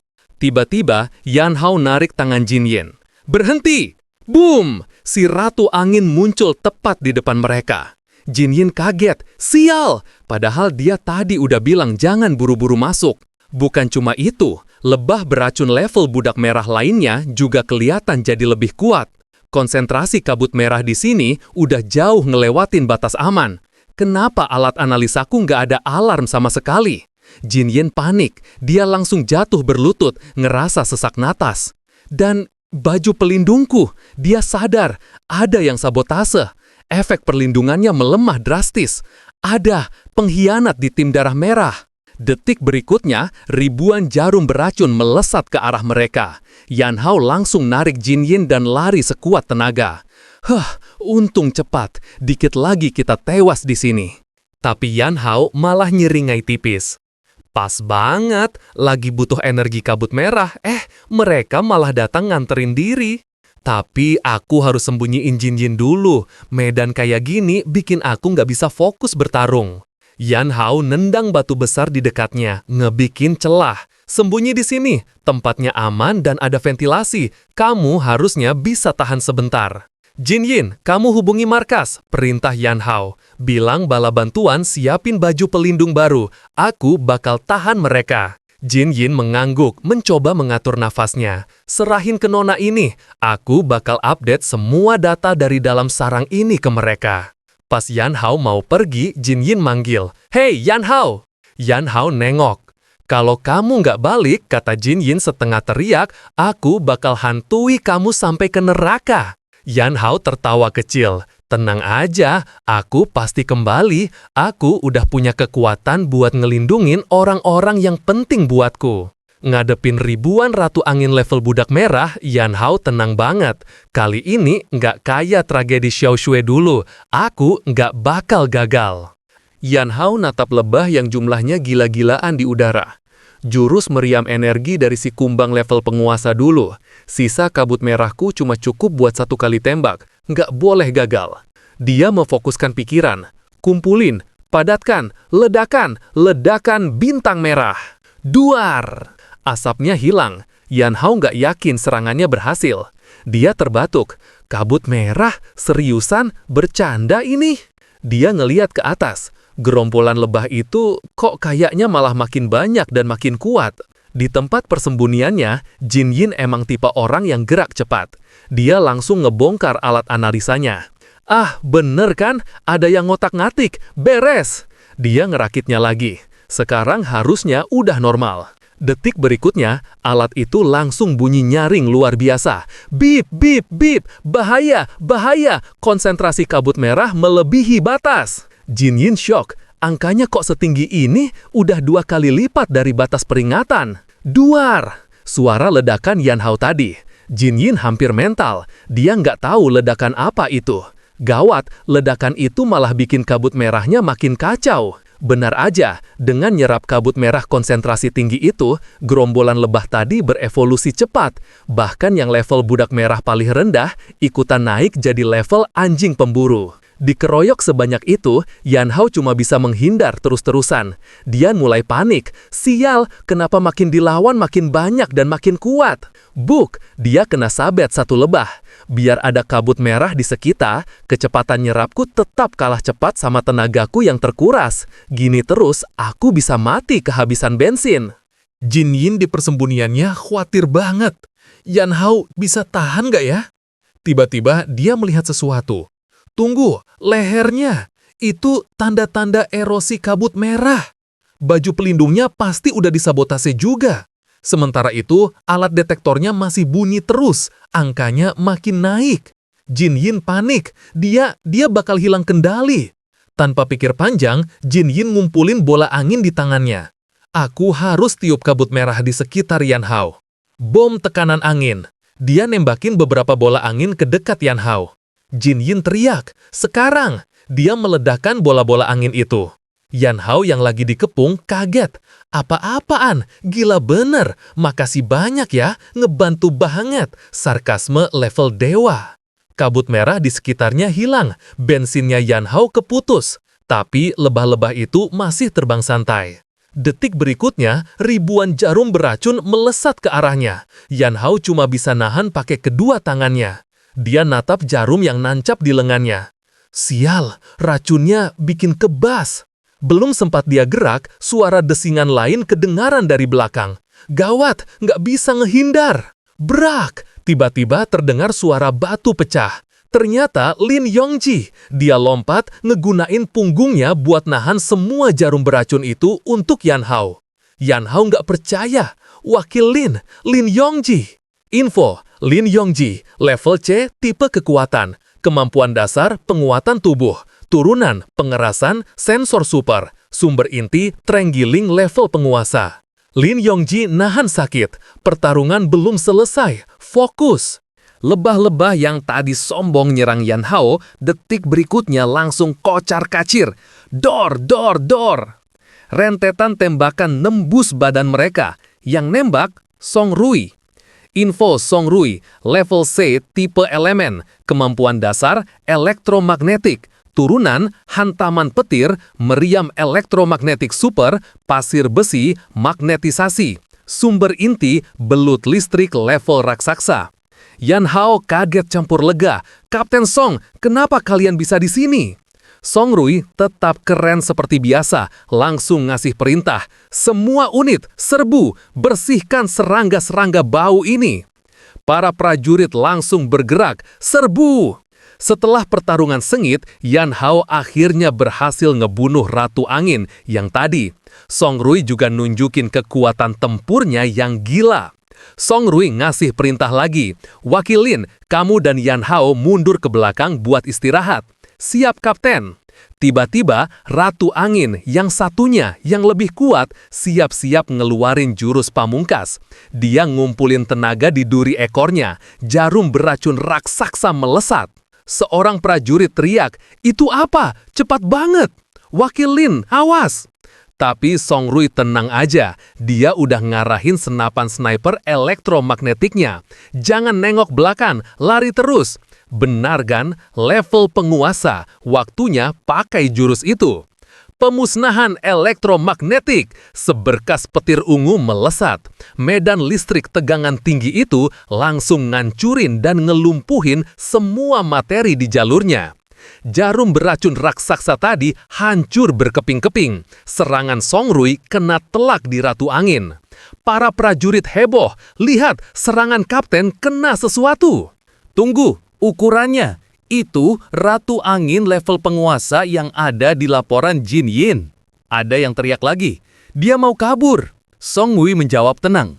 Dia udah kena efek lumpuhku, nggak bakal bisa lari jauh.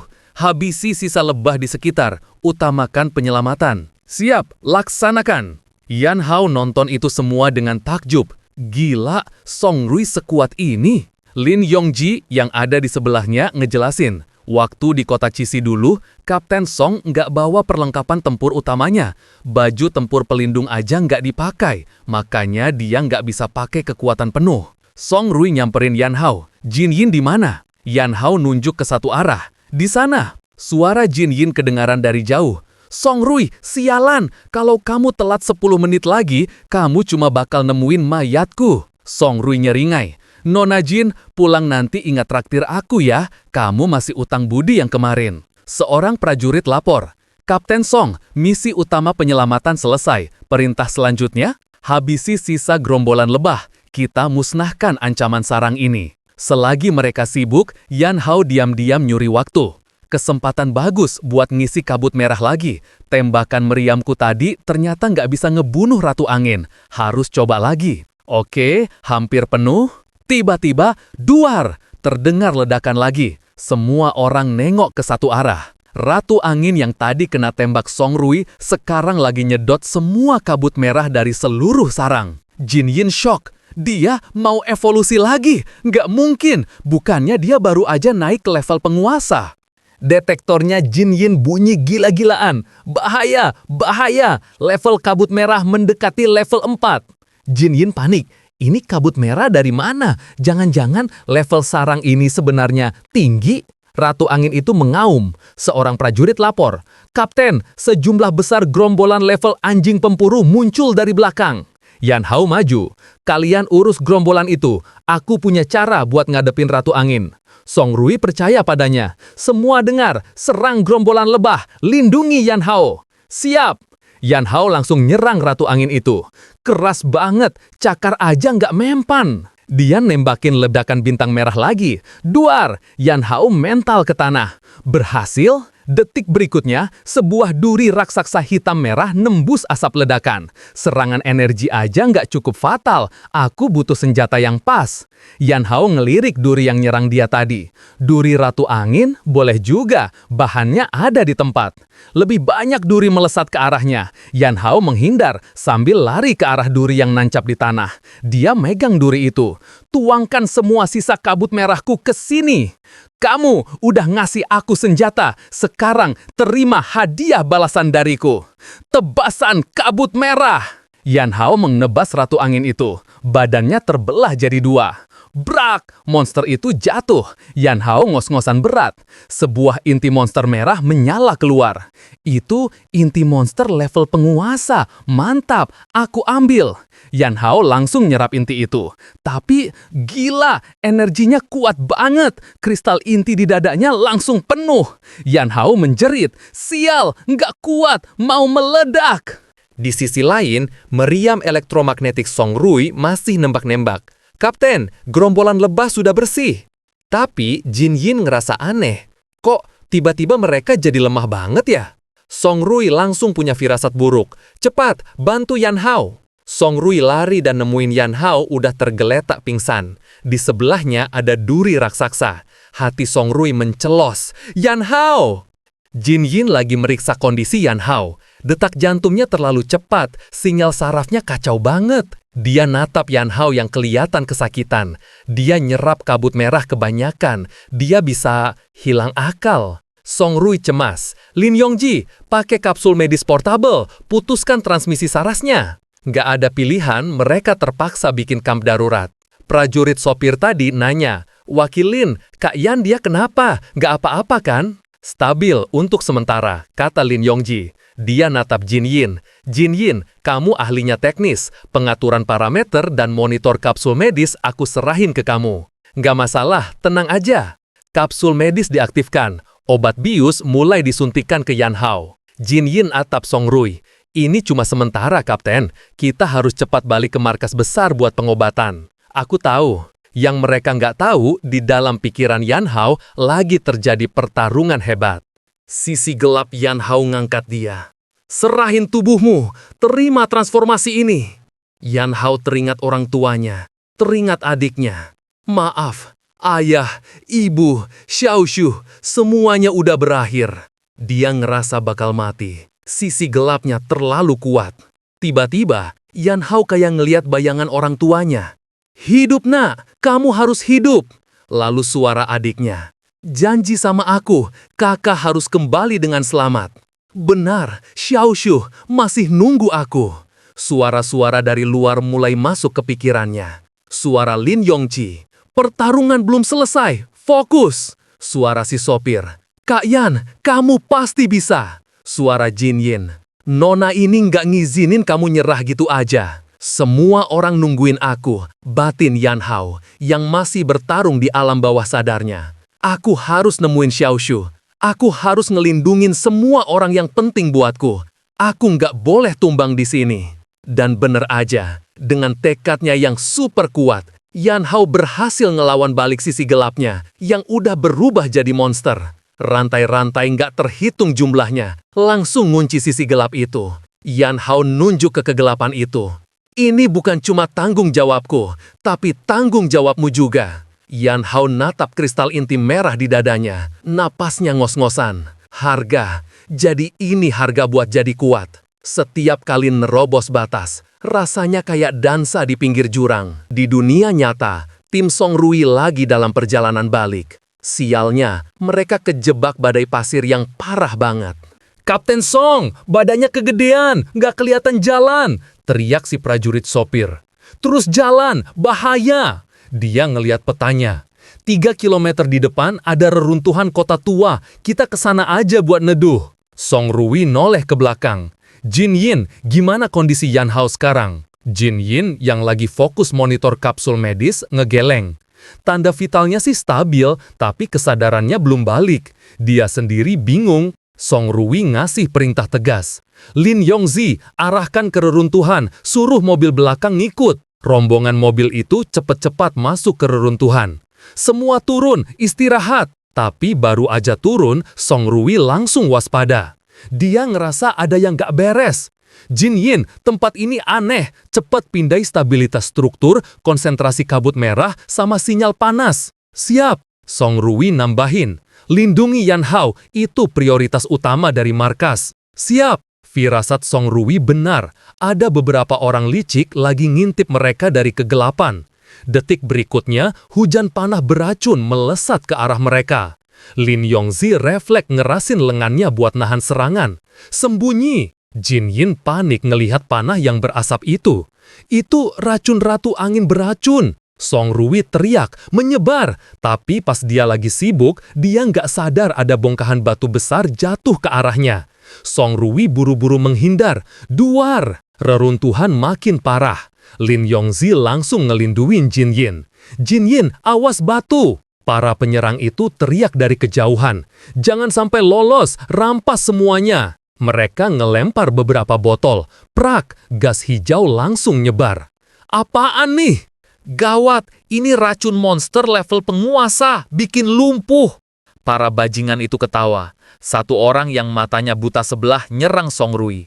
Hahaha, cewek manis, serahin barang bagusnya. Song Rui nendang dia, pergi sana. Si mata satu mental, kebanting keras. Tapi detik berikutnya, sebuah kait besar melesat, nyangkut di kapsul medis Yan Hao. Song Rui juga jatuh, dia ngerasain kakinya kebas. Sial, badanku lumpuh. Kaitnya nyangkut, tarik, teriak si mata satu. Mereka mati-matian ngelindungin kotak besi itu, pasti isinya berharga.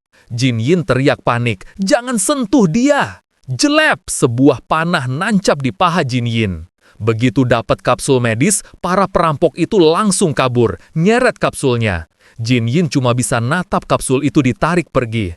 Yan Hao. Yang mereka nggak tahu, di dalam kapsul itu, Yan Hao lagi ngalamin perubahan aneh. Balik ke reruntuhan, Song Rui nyeret Jin Yin yang terluka ke tempat aman. Tapi pikiran Jin Yin udah kalut, pengen nyelamatin Yan Hao.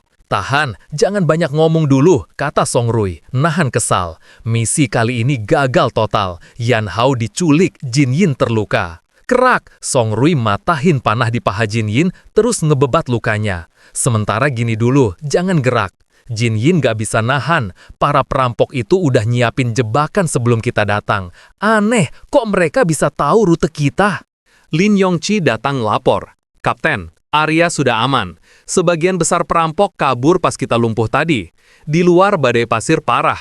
Mereka nggak mungkin bawa Yan Hao lewat darat. Pasti mereka ke bawah.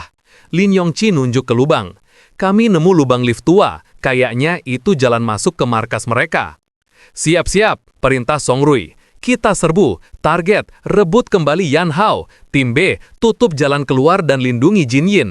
Lin Yongqi dan tim A, ikut aku masuk. Misi ini harus berhasil. Siap. Tiba-tiba, si prajurit sopir maju. Kapten Song, izinkan aku ikut. Song Rui natap dia. Enggak, kamu bukan personel tempur. Situasi di bawah nggak jelas. Kamu jaga Jin Yin di sini. Tapi, Kak Yan itu temanku. Dia pernah nyelamatin aku. Masa aku diam aja di atas pas dia lagi bahaya? Song Rui ngeliat kesungguhan prajurit itu. Akhirnya dia luluh. Oke, tapi jangan jauh-jauh dariku. Jangan bikin repot. Siap, Kapten. Sementara itu, di markas perampok, gerombolan itu lagi ngelilingin kapsul medis Yan Hao. Gila, peti mati besi ini berat banget. Isinya apaan sih? Bodoh amat, disimpan di mobil lapis baja, pasti barang bagus. Minggir, seorang perampok berbadan besar ngangkat kapak. Kayaknya dia mau ngebukanya paksa. Terang, suara benturan keras banget, tapi di kapsul itu baret aja enggak. Si pemimpin perampok melongo. Setan, ini benda lebih keras dari berangkas. Linggis, palu godam, semua udah dipakai, tapi kapsul itu tetap nggak gerak. Tiba-tiba, seorang anak muda, rambut kuning, si kuning, nyeletuk, aku bisa bukanya, tapi kita harus ke tempat yang lebih bawah lagi. Si pemimpin perampok jelas nggak percaya. Ngaco kamu, di bawah itu jalan buntu. Terakhir 3 orang ke sana nggak ada yang balik. Tikus aja nggak bisa hidup di bawah. Si kuning nggak terima. Aku pernah lihat, di sana ada kunci buat ngebuka ini. Berani taruhan nggak? Si pemimpin nyengkram keras si kuning. Hah, kamu pikir kamu siapa berani taruhan sama aku? Kalau kebuka, kalian bebasin aku, kata si kuning nekat. Kalau nggak kebuka, mau kalian bunuh, terserah. Gimana? Oke, awas kalau macam-macam, ku bunuh kau, ancam si pemimpin. Di dalam kapsul, Yan Hao mulai sadar. Aku nggak tahu apa yang terjadi pas aku pingsan, tapi kayaknya sekarang aku ada di sarang musuh. Setelah kristal intinya berevolusi, kemampuan sensoriknya jadi gila-gilaan. Dia nggak cuma bisa ngerasain keadaan sekitar dan jauh di bawah tanah, tapi juga ngerasain kondisi tubuhnya sendiri. Status, kristal inti level, merah karat, penyimpanan kabut merah 67%, kemampuan, pemurnian, transformasi, lilitan transformasi, kemampuan, rampasan, peluru kabut merah, benang racun. Gak lama mereka sampai di tempat yang kayak kuburan monster. Si pemimpin ngancam si kuning jangan macem-macem. Si kuning nunjuk sesuatu. Itu kuncinya. Bawa kotaknya ke sini. Awas ya nak kalau ini nggak berguna. Omongan si pemimpin kepotong. Tiba-tiba, krek, terdengar suara dari kapsul itu. Anak buahnya yang botak teriak, "Bos, kotaknya kebuka sendiri." Pintu kapsul terbuka. Yan Hao langsung ngeluarin jurus benang racun. Beberapa perampok di dekatnya langsung kejang-kejang, mulutnya berbusa. Racun! Yan Hao natap mereka. Lumayan juga skill ini buat ngontrol area. Si pemimpin perampok syok. Bajingan, isinya orang. Jangan-jangan kalian sengaja biarin kami nyuri kotak ini biar bisa nyusup ke markas kami. Yan Hao bingung, ngomong apaan sih? Si pemimpin ngamuk. Dulu aku ini prajurit level bumi, tahu? Ngebunuh bocah ingusan kayak kamu itu gampang. Dia langsung nerjang Yan Hao. Mati kau! Level bumi, Yan Hao tersenyum sinis. Dia ngaktifin benang racun lagi. Si pemimpin sedikit melambat. Cuma segini, Yan Hao nonjok mukanya. Bakwak! Si pemimpin perampok mental jauh, nabrak dinding batu sampai hancur. Yan Hao nengok ke si kuning. Gimana? Kamu mau coba juga? Si kuning saking takutnya langsung pingsan. Yan Hao ngeliat sekelilingnya. Gila, tempat itu penuh sama tulang belulang monster. Dan di tulang-tulang itu banyak bekas luka. Kayaknya mereka nggak mati alami. Ada yang sengaja ngurung mereka di sini buat saling bunuh, kayak arena gladiator. Tiba-tiba dari atas terdengar suara zzzz. Itu suara listrik Song Rui. Kedengeran sampai sini. Gila batin Yan Hao. Dia ngeremukin tulang monster di tangannya. Itu cewek emang nggak sabaran banget. Di atas, tim Song Rui lagi ngehajar sisa perampok. Para perampok udah frustrasi. Sialan, orang itu kebal senjata. Detik berikutnya, Lin Yongji nendang satu orang lagi. Kapten, area ini beres, nggak nemu Yan Hao. Cari terus, kata Song Rui. Banyak banget jejak monster di sini. Pasti ada rahasia. Si prajurit sopir tiba-tiba berseru. Kapten Song, detektor dari Kak Jin Yin nemuin Kak Yan. Dia ada di bawah kita. Tapi dia bingung. Loh, kok sinyalnya tiba-tiba hilang? Song Rui langsung panik. Gawat, kapsulnya mungkin dihancurin. Yan Hao dalam bahaya. Tepat saat itu, Yan Hao muncul di depan mereka. Semuanya nggak apa-apa? Dia nongol sambil nyeret si kuning yang pingsan. Ngeliat Yan Hao nongol tiba-tiba, Song Rui langsung nanya, Yan Hao, kamu nggak apa-apa? Di bawah tadi ada apa? Yan Hao ngangguk, aku baik-baik aja. Di bawah kayaknya arena gladiator tua. Lin Yongji nanya ke Song Rui apa mereka perlu ngecek, tapi Song Rui mikir cepat. Prioritas kita mundur, investigasi nanti diatur lagi. Si prajurit sopir nunjuk si kuning. Kak Yan, anak ini, dia... Belum selesai dia ngomong, si kuning tiba-tiba sadar, ngelepasin diri dari cengkeraman Yan Hao, ngeluarin pisau dan nerjang. Mati kau! Trang! Pisau si kuning kayak nembus baja. Itu adalah sisik transformasi parsial Yan Hao. Pisau itu langsung hancur berkeping-keping. Yan Hao natap dia dingin, ngeremukin sisa pisaunya. Kamu segitu pengennya mati? Tapi si kuning kayak nggak denger. Dia malah teriak-teriak, kalian tentara, semuanya bajingan. Anehnya, dia malah nyekik lehernya sendiri. Mati, bunuh aku. Yan Hao langsung sadar, ini tanda-tanda infeksi kabut merah. Dia langsung mukul tengkuk si kuning sampai pingsan. Tapi si prajurit sopir nemuin sesuatu pas ngegeledah si kuning. Hah? Ini kan... Dia nemu tanda pengenal. Ashwang, tim patroli ke-7. Ini tanda pengenal temanku. Di foto itu ada orang yang lebih tua, tapi mukanya mirip banget sama si kuning. Mungkin kakaknya, gumam si prajurit. Song Rui ngasih perintah. Kondisi anak ini nggak bagus, bawa dia balik buat diobati dan diinterogasi. Infeksinya masih tahap awal. Siap. Yan Hao diam-diam naruh tangannya di punggung si kuning, nyerap energi kabut merah dari badannya. Mungkin masih bisa diselamatin.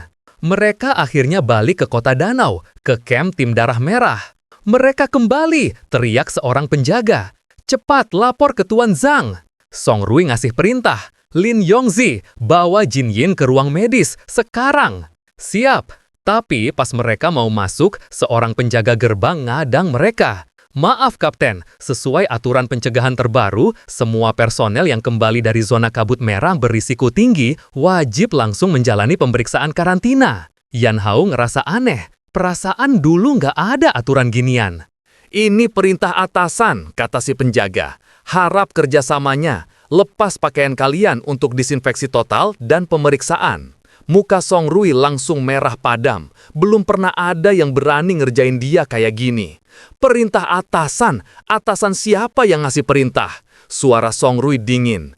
Aku komandan mereka, Song Rui. Panggil atasanmu ke sini sekarang. Si penjaga jadi serba salah. Baik. Tepat saat itu, suara Songbong kedengaran dari belakang. Siapa nih yang berani-beraninya nggak mau diperiksa? Ternyata Zhang Jing. Oh, Kapten Song toh, kirain siapa? Salah paham ini. Zhang Jing kaget. Dia nggak ngerti kenapa Song Rui bisa balik bareng Yan Hao. Muka Song Rui makin dingin. Jadi, kamu yang nyuruh prajurit logistik ini ngelakuin ini. Zhang Jing coba ngeles. Aku kan penanggung jawab keamanan karantina rekrut baru. Kapten Song sama peneliti Jin kan veteran, jelas nggak perlu diperiksa. Tapi Zhang Jing kayaknya emang sengaja cari gara-gara. Dia natap Yan Hao. Tapi, Yan Hao, ini demi keamanan kamp juga. Tolong kerjasamanya ya. Song Rui ngeliat omongannya dicuekin. Dia murka. Nggak perlu. Kamu pikir kamu siapa? Tempat ini bukan kamu yang ngatur. Zhang Jing langsung keringat dingin. Nggak usah didengerin, kata Song Rui ngajak mereka masuk. Tapi Zhang Jing bener-bener cari mati.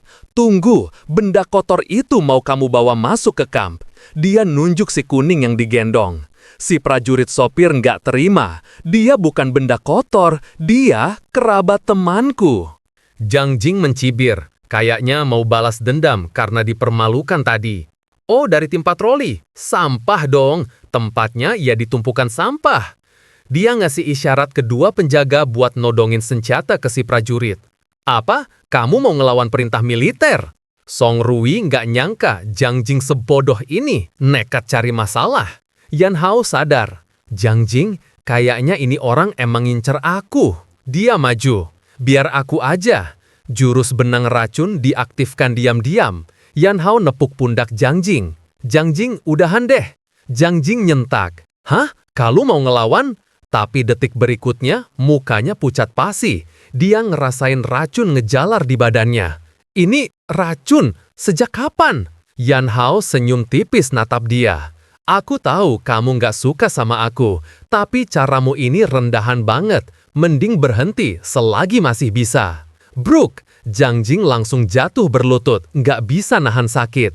Yan Hao langsung pasang muka polos, seolah nggak tahu apa-apa. Yan Hao natap Zhang Jing yang masih berlutut kesakitan, lalu nyengir. Yah gitu aja tumbang, diajak ngobrol dikit aja capek ya. Yan Hao lalu teriak kedua penjaga yang masih nodongin senjata, bingung. Woi, kayaknya pimpinan baru kalian kecapean tuh, bawa gih dia istirahat. Dua penjaga itu gelagapan. Baik, Pak, Anda nggak apa-apa. Sambil menahan kesal dan racun yang ngejalar di badannya, Zhang Jing digiring pergi. Yan Hao, kamu tunggu aja pembalasanku. Nggak lama setelah mereka masuk ke dalam kamp, Song Rui yang dari tadi diam nggak bisa nahan penasaran. Kamu apain dia tadi? Yan Hao nyengir santai. Tenang, cuma bikin dia istirahat di kasur selama 2 hari aja kok. Di dalam laboratorium medis, Jin Yin lagi ngasih laporan ke Song Rui dan kepala staf Song Lian lewat panggilan video. Baju tempurku positif disabotase. Ada yang ngolesin cairan korosif kronis.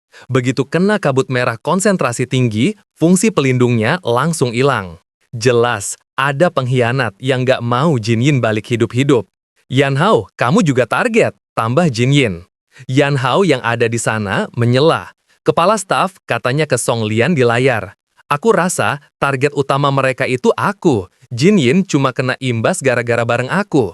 Benar kan? Sebelum investigasinya tuntas, kepala staf Song Lian ngasih perintah tegas. Sebelum ketahuan siapa pelakunya, kalian berdua dilarang ikut misi lapangan. Di layar lain, ayah Jin Yin nyeletuk. Song tua, kayaknya di markas kita ada tikus yang harus dibersihkan.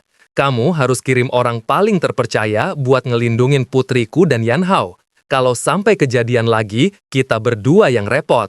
Muka Song Lian mengeras. Aku tahu. Dia menoleh ke putrinya. Ruier, mulai sekarang tugas utamamu adalah memastikan mereka berdua aman.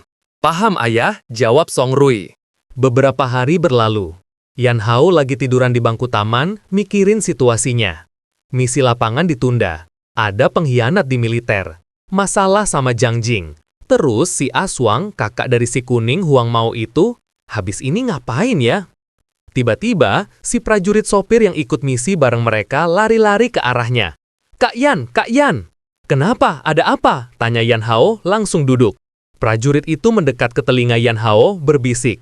Waktu aku meriksa anak itu, si Kuning, aku nemu foto ini. Cewek di foto mirip banget sama adikmu, Kak. Mata Yan Hao langsung membelalak. Dia nyengkeram tangan prajurit itu erat banget. Kamu serius bilang? Prajurit itu langsung teriak. Kak, aduh, tanganku mau patah. Di ruang medis, prajurit sopir tadi nanya ke dokter yang jaga si Kuning Huang Mao. Dok, gimana kondisinya? Dokter itu geleng-geleng kepala, bingung. Stabil, tapi butuh observasi. Aneh banget. Waktu dia datang, infeksinya parah banget. Kok tiba-tiba beberapa hari ini mendingan drastis ya? Yan Hao meletakkan tangannya di bahu dokter. Makasih dok, maaf, selanjutnya ini investigasi internal tim darah merah. Boleh kami minta waktu? Dokter itu kaget. Kalian mau ngapain dia? Kondisinya ini langka. Aku harap kalian nggak. Yan Hao tahu dokter itu salah paham. Ya iyalah aneh, kabut merah di badannya kan aku yang nyedot, batin Yan Hao. Begitu dokter keluar, Yan Hao natap foto di tangannya. Xiao Xue. Si Kuning Huang Mao ternyata sadar. Dia langsung mencoba merebut foto itu. Kamu ngapain? Balikin, itu punya abangku. Yan Hao nggak peduli. Dia nunjuk sosok gadis di foto itu. Cewek ini, di mana kamu ketemu dia? Waktu di kamp pengungsian setengah tahun lalu, jawab si Kuning, takut-takut. Dia di mana sekarang? Desak Yan Hao. Si Kuning langsung histeris. Aku nggak tahu. Mereka semua hilang, nggak ada. Dia mulai meracau. Abangku juga hilang. Dia janji nyuruh aku nunggu di kota. Dia janji bakal cepat kembali. Kata-kata si Kuning nusuk Yan Hao, ngingetin dia sama janjinya sendiri ke Xiao Xue. Flashback, aku pasti kembali jemput kamu. Janji? Prajurit sopir itu nyeletuk. Kak Yan, Ashuang itu temanku. Dia ditugasin buat mindahin pengungsi. Tapi di tengah jalan, dia tiba-tiba dapat perintah tugas lain. Habis itu, dia hilang. Yan Hao ngerasa ini janggal. Hilang, kenapa ada tugas lain di tengah misi evakuasi? Aku juga nggak tahu, Kak. Detailnya mungkin harus ngecek arsip misi waktu itu. Yan Hao lalu meletakkan tangannya di bahu si Kuning. Dia nyerap sisa-sisa kabut merah di tubuh anak itu. Prajurit sopir tadi melongo. Kak Yan, kamu barusan ngapain? Yan Hao ngasih isyarat diam. Shh, jangan bilang siapa-siapa. Prajurit itu akhirnya sadar. Pantesan infeksinya tiba-tiba sembuh. Yan Hao natap si Kuning yang masih bingung. Aku bakal bantu kamu cari abangmu, tapi kamu harus kasih tahu aku semua info yang kamu punya soal cewek ini setengah tahun lalu. Mata si Kuning berbinar, gak percaya. kamu beneran mau bantu cari abangku, cuma kalau aku kasih info soal cewek itu. Kamu bisa coba percaya sama aku, kata Yan Hao. Si kuning ngerasain badannya lebih ringan. Tadi kamu ngapain badanku? Yan Hao cuma bilang, anggap aja itu bagus buat kita berdua. Oke, setengah tahun lalu, si kuning pun mulai cerita panjang lebar. Di kantin kamp, prajurit sopir tadi kelihatan cemas. Kak Yan, kamu beneran mau balik ke kota Cishi? Yan Hao ngangguk mantap. Pasti, Xiao Xie udah hilang setengah tahun lebih. Aku nggak bisa nunggu lagi. Terus, Kapten Song gimana? Dia kan bilang ada pengkhianat yang ngincer kamu. Yan Hao tersenyum tipis. Justru itu, dia ngizinin kamu ikut aku kan? Supaya kamu bisa ngelaporin semua gerak-geriku ke dia. Yan Hao natap lurus. Tujuanku dari awal cuma Xiao Xue. Nggak ada yang bisa ngehalangin aku. Tiba-tiba, suara Song Rui terdengar tepat di belakang mereka. Siapa juga yang mau ngehalangin kamu? Si prajurit sopir kaget setengah mati. Kak Jin, loh, kakimu udah sembuh. Dia manggil Jin Yin, Kak Jin, yang ternyata datang bareng Song Rui. Jin Yin muter-muter pamer. Iyalah, teknologi medis tim darah merah kan yang terbaik. Song Rui memotong. Kita pindah tempat, nggak enak ngobrol di sini. Di ruang rapat kecil, Yan Hao nanya, kalian tahu dari mana rencanaku? Jin Yin ngeluarin tabletnya. Isinya rekaman CCTV di koridor ruang medis. Si prajurit sopir langsung protes. Kak Jin, jadi selama ini kamu mata-matain aku? Jin Yin nyengir. Kok ngomongnya jahat banget sih? Kakak kan ngelindungin kalian semua. Coba pikir, internal lagi ada masalah. Siapa tahu tiba-tiba kamu dicurik kan bisa aja. Song Rui nyeletuk. Aku yang minta Jin Yin narik rekaman di area itu. Dokter yang tadi keluar langsung lapor ke aku soal kalian. Song Rui natap Yan Hao. Aku nggak akan ngelarang kamu pergi, malah aku akan bantu kamu. Jin Yin juga ikut semangat. Aku juga, kamu butuh investigasi kan? Aku punya cara khususku sendiri. Si prajurit sopir nggak mau kalah. Kak Yan, aku juga, aku bakal dukung kakak terus. Yan Hao akhirnya menghela napas. Oke, kalau gitu apa rencanamu selanjutnya Yan Hao? Tanya Song Rui. Yan Hao pun ngejelasin rencananya. Narasi beralih ke kota Cishi di sebuah reruntuhan. Seorang informan bertemu penjaga. Kodenya, di mana-mana. Atu ada urusan mendesak mau ketemu Bos Hong. Penjaga itu menghalangi. Bos Hong gak ada waktu. Informan itu mendekat. Ini soal Yan Hao. Dia lagi jalan dari kota danau ke kota Cishi. Penjaga itu kaget. Dia langsung lapor ke Bos Hong lewat radio. Terdengar tawa jahat dari seberang. Oh, ada info soal Yan Hao. Yan Hao, habislah kamu. Beberapa hari kemudian, pos pemeriksaan di pinggiran kota Cishi. Woi, ngapain kalian? Mau apa? Perintah pasukan pertahanan kota. Semua kendaraan yang masuk harus diperiksa. Bentak penjaga. Turunin kaca jendelanya, biar aku lihat muka kalian. Siapa nama kalian? Kesini mau ngapain? Song Rui yang lagi nyetir berdecak kesal. Ngapain sih orang-orang pasukan pertahanan kota ini bikin macet aja? Tumben banget mereka seaktif ini. Yan Hao yang duduk di kursi penumpang nyeletuk santai. Mobilmu keren juga, ternyata kamu punya hobi kayak gini ya. Song Rui tetap fokus ke depan. Ini bukan misi militer resmi, nggak bisa pakai mobil dinas, pakai mobil pribadiku, lebih nggak narik perhatian. Sayangnya, mereka nggak tahu kalau pergerakan mereka udah bocor dari lama. Yan Hao nyahut, harusnya Kak Jin kita tinggal aja di markas. Aku udah minta Lin Yongqi buat jagain dia, kata Song Rui. Lagian, Jin Yin bilang dia punya caranya sendiri buat nyelidikin. Cuma dari markas dia bisa akses benda itu. Dia juga bisa bantu kita dari jarak jauh pakai komunikasi militer. Tepat saat itu, kaca jendela mobil mereka digedor-gedor. Buka jendelanya, periksa! Belum sempat Song Rui merespons, tiba-tiba terdengar teriakan panik dari pos jaga. 1 kilometer dari sini, ada serangan monster! Itu gerombolan serigala tulang besi! 2 penjaga yang tadi galak ke mereka langsung lari kocar-kacir. Gila, kabur woi!